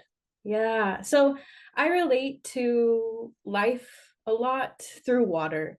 Water tells so much story about land. It tells a story about the beings around it. It tells a story of people. It tells the story of how it's treated. And so if this plays, it shows a ripple, but you can see that usually when we're working with policy, it takes one story to expand and hit the hearts and the minds of others, and it expands out and tells a story of so many other people. So for Food for All Oregonians, when we started this campaign, we started with the people. We knew that food insecurity was rapidly increasing, even though we were putting out more and more food as an organization. So we connected with people across the state and organizations, and some of y'all were included in that work. And we hosted community listening circles where people literally shared the stories of their experience with food insecurity and not being able to access culturally specific foods.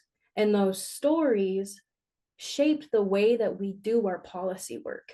And that has continued to flow like a river throughout our campaign, because we know that the stories and the people are continuously pushing our campaign forward. And if we didn't have storytelling, we wouldn't have amazing organizing. And if we didn't have storytelling, we wouldn't have amazing policy. And our storytelling flows throughout all aspects of the campaign, and it's so crucial. Next slide. So policy is storytelling, and my background is not policy work. I'm actually not a fan of doing policy work, but I'm in this position because I really love the people I work with, and I really love this campaign because I come from a background of storytelling, organizing, and grassroots organizing, and I really value the power of stories. And so policy tells us what's important to a community. It tells us why we need this legislation. It tells us how it can better our livelihoods, and it shares the true stories of those that are affected. So I captured this photo from one of our lobby meetings that happened in 2023. And I think, I don't know if Mason is here, but Mason's in that photo. And in that group, everyone was sharing their story of Food for All Oregonians, why it's important to them, and why we need legislators to prioritize this bill now, because this bill should have been passed a long time ago. But this is the reality of today. And so storytelling is so important into our work because policy is storytelling. Next slide. So when I came into this campaign, I was like, I have all this storytelling and writing background. I really want to bring it to this campaign.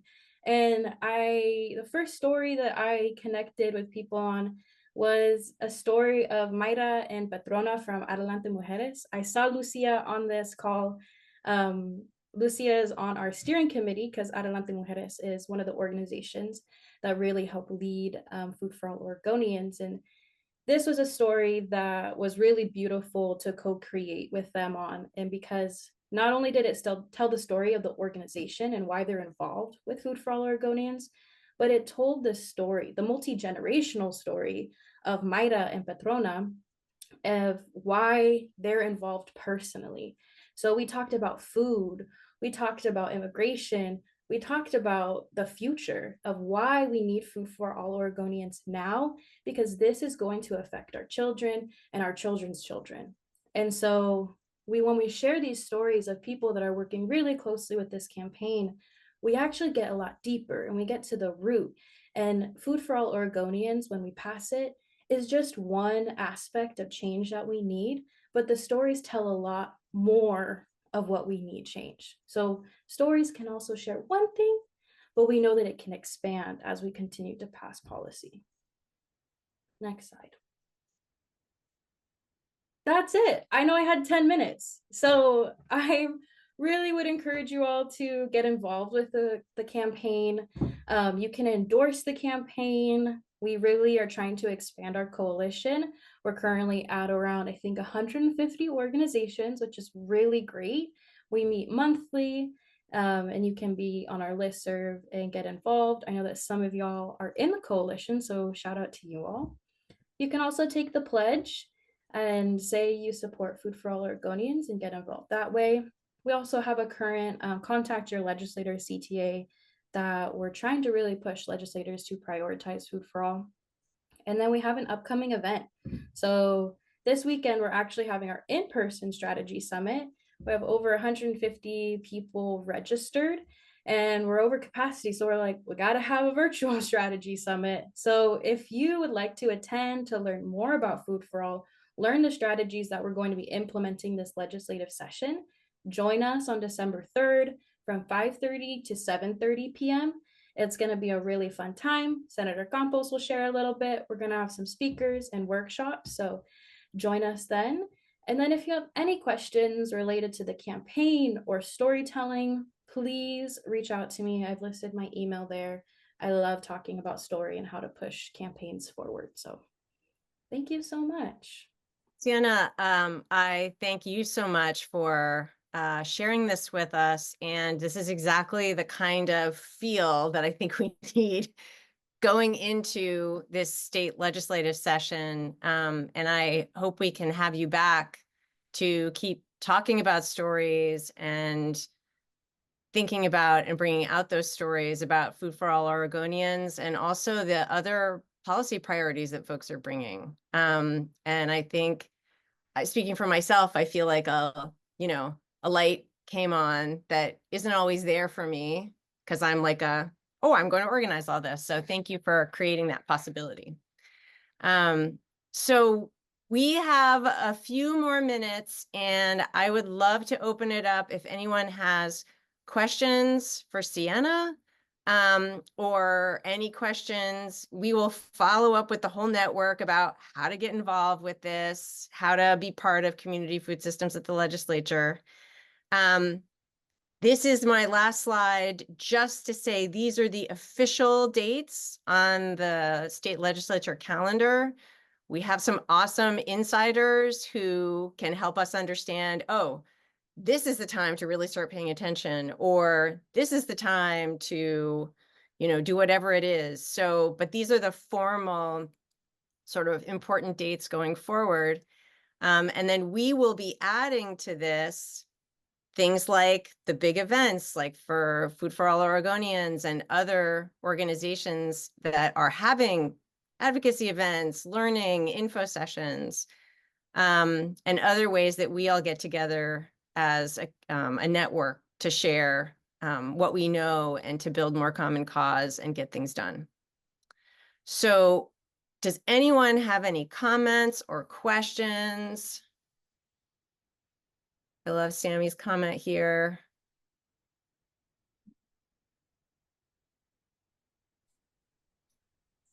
I do. This is Megan with Oregon Climate and Ag Network. Just want folks to know that the the OCFSN members who've been engaged have benefited from the disaster resilience grants for farmers and ranchers, and food hubs and farmers markets have all been getting together regularly to strategize. And Alice from Friends of Family Farmers has been kind of convening us and coordinating so that we will be well coordinated in our advocacy efforts for renewal of those funds next session, which doesn't mean we will necessarily secure them, but it means we are doing our best. Thank you, Megan. I think, you know, something that happened a few sessions ago that was so incredibly powerful was folks who are working on different pieces of really important food access and food security legislation were able to come together and say to legislators, you don't get to pick this one or this one or this one. You need this whole family of programs, you know, to solve these problems in Oregon. And that's, I think, what happens when folks come together is, yes, there are all these different programs, and it's not an either or. They're this mosaic of programs that all of these groups bring. So that kind of coalition is really important. Other comments? Oh, great question in the chat, Rihanna. Sienna, what types of stories are you encouraging for Food for All Oregonians? Yeah, that's a great question. Currently, we have various ways of doing storytelling right now. So we're actually going to be rolling out a digital storytelling platform where folks can share their own story of why Food for All is important, and it gets sent to a legislator, which is really exciting. So we're looking for people just to share why it's important to them. But we're also going to be rolling out some op-eds, letters to the editors of people in specific areas of why Food for All is important to them.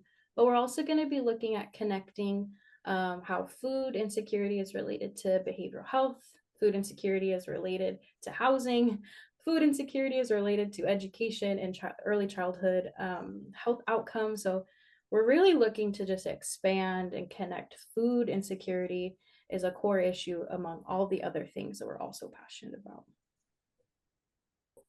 Just that. It's amazing. It's awesome. It's really crazy how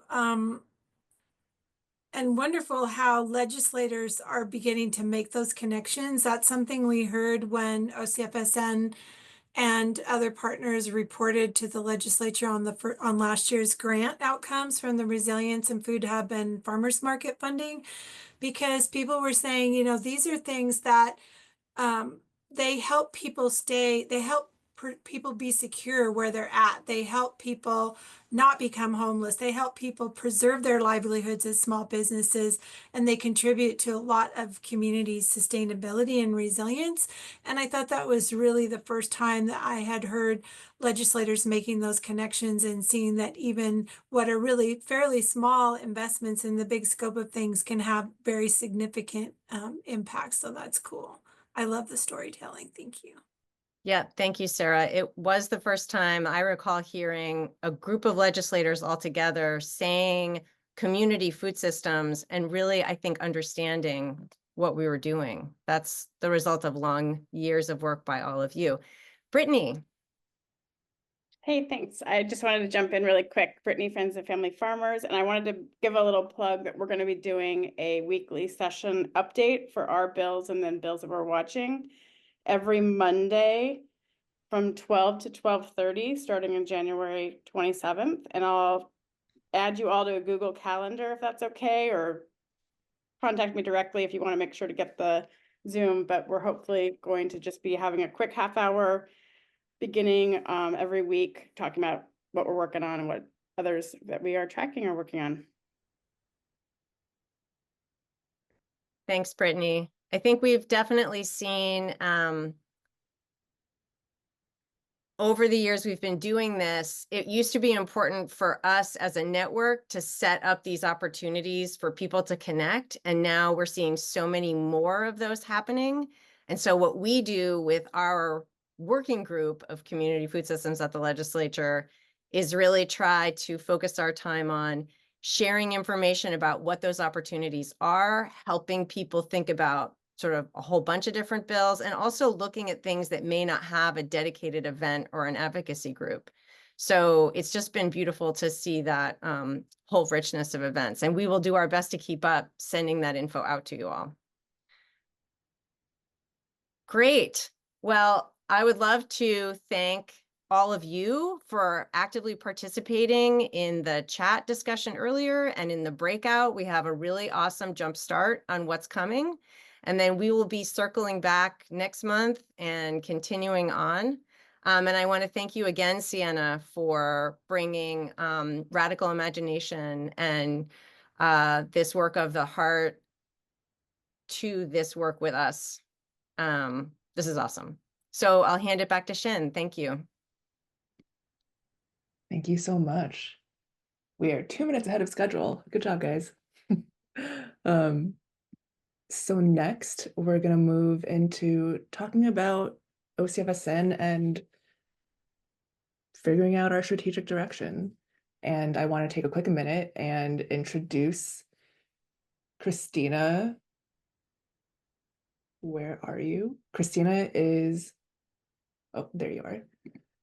Christina is also currently a OCFSN leadership team member, and one of the great benefits of having a large leadership team and also having board members is that we all get to kind of take turns and focus in on specific projects. So, you know, the many hands, the lighter the lift.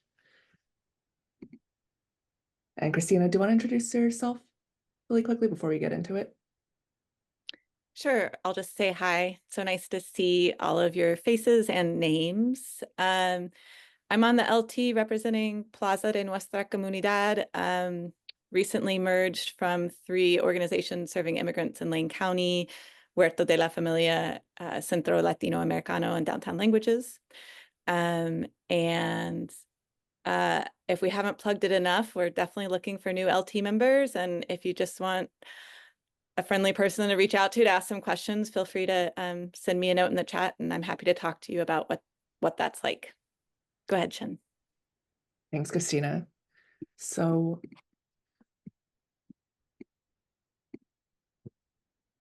why pre-strategic planning? So this is kind of what we've been calling it internally, because it's not quite, we don't have a true strategic plan written yet. But what we wanted to do in this past year was use this $5,000 Ford Family Foundation grant that we received to essentially get our internal team, so staff, the leadership team, and board ready to facilitate this process. And, you know, I think most of us on this call have probably been through a strategic planning process. And we know that, you know, for it to be successful, we have to include a lot of voices. And in order to do that, you know, you really have to start off with the questions of who needs to be involved and when are the right times to bring them in, you know, making sure that you're not bringing folks in too late or sometimes too early. And that it's really important to identify collective values and figure out some of the strategic questions. And so through this process, we wanted to, through this pre-strategic planning process, we wanted to agree upon some of the best practices for engaging all the different stakeholders across the network throughout this time. And so strategic planning is also iterative. You know, it's not a one and done. You know, it's our best educated guess at a given point in time. And obviously we can't do everything all at once. And so, you know, we'll talk a little bit more about, I'll hand it over to Christina to talk a little bit more about working with Aorta and what we did accomplish in this pre-strategic planning portion of our work, which we are planning on incorporating a lot of the information that, you know, we've gathered with Aorta to spend essentially the next 6 months for staff to lead an interim strategic planning process, which will include us figuring out how to get resourced to launch a longer term and network-led strategic direction and figuring out ways to be able to incorporate asynchronous ways of collecting feedback from all of you and also many folks who aren't on the call today. And so I will pass it over to Christina. Thanks, Shen. So the pre-strategic planning process that we took on last year, we did with Aorta, and we wanted to just share a little bit about what it was like to work with them in our process, knowing that many of you, as Shen alluded to, will go through strategic planning again soon, right? That's part of our work. So Aorta is the Anti-Oppression Resource and Training Alliance. They have staff across the US and Canada. They lead trainings for individuals and organizations around the world on anti-oppression topics. They do a lot of facilitation trainings. I've participated in several of them. I highly recommend them. They have leadership cohorts for how to learn to be a better facilitator over time. So, and then they also just work with organizations on processes like this. So they have an open call every year in the spring for organizations to apply to work with one of their trained facilitators on a project. You tell them about your project. We filled out the application. I'm not totally sure about their internal process there, but basically a staff, let's see, actually, they're not staff. It's a member-based cooperative. So one of their cooperative members reached out to us who felt aligned to the application that she saw from us, that they saw from us. They reached out to us for an interview. So Shen and I did that interview, and then we were accepted as Aorta clients. Just to say, we applied in May 2023 and didn't complete work until 16 months later. So it's not, I mean, inherently strategic planning is not a fast process. There were also staff transitions in both orgs, but just to say, you know, give yourselves times for this, whether to work with Aorta or another consultant. Basically, the process looked like there were several coordination meetings between the Aorta member owner who worked with us and Shen and I, so representing staff and the leadership team. And then the Aorta consultant completed interviews with or surveyed our staff, the leadership team and board, and working group member organization representatives. There was ongoing feedback and check-ins. And then we were provided with the final summary report that we will share with you all again. I think it's already been sent out, but next slide, Shen. Thank you. Basically, that final report provided a few just key takeaways. This was pre-strategic planning with a limited scope of work. So what we got was important, but is really just laying a foundation for the deep work we have to do next. So through the listening sessions, we were provided with collective values that the Aorta consultant heard from the different stakeholders.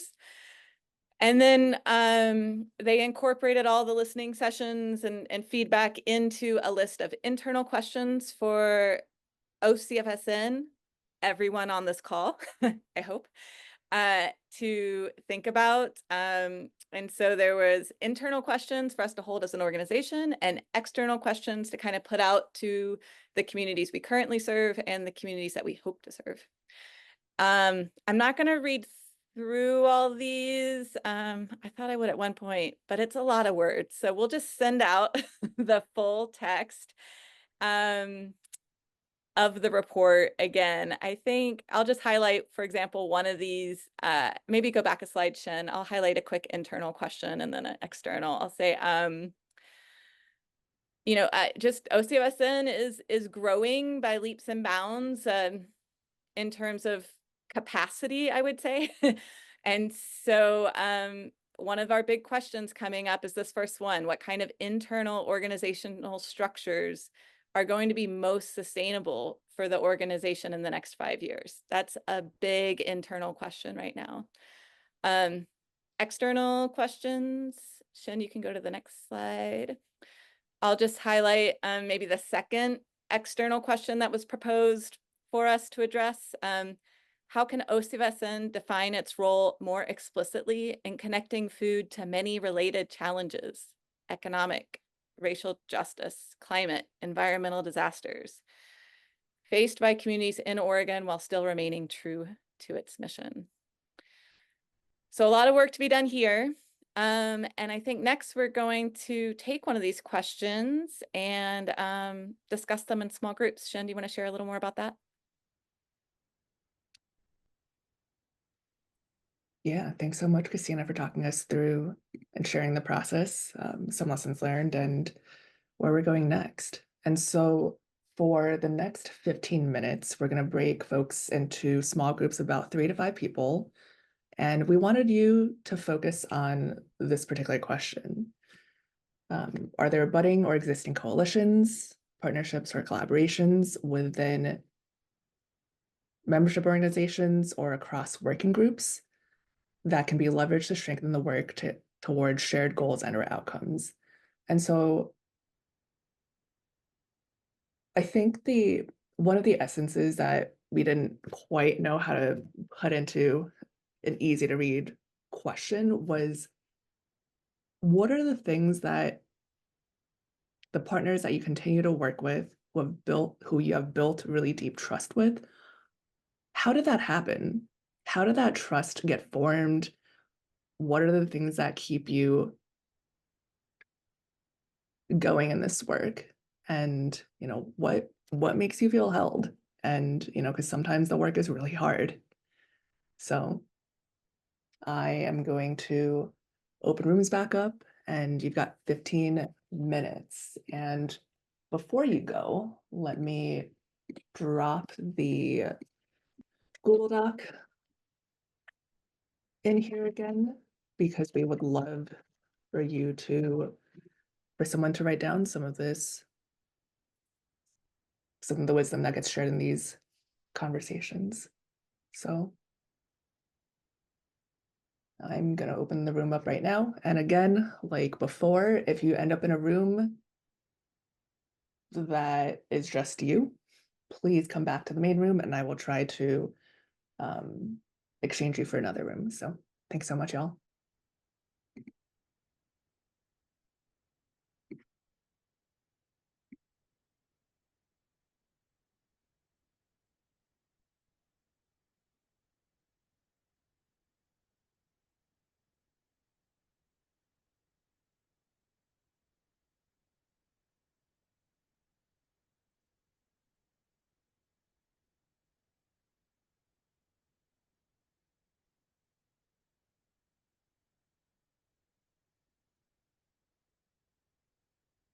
Hey, Chad and Sonia, did y'all want to join a room?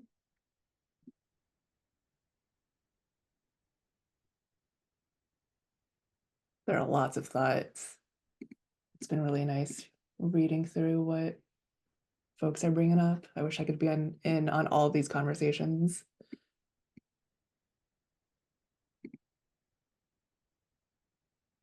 All right. I am going to pass it over to Sarah Miller, who you heard from a little bit earlier. She's currently our board president, and she's gonna help us close out our convening today. All yours, Sarah.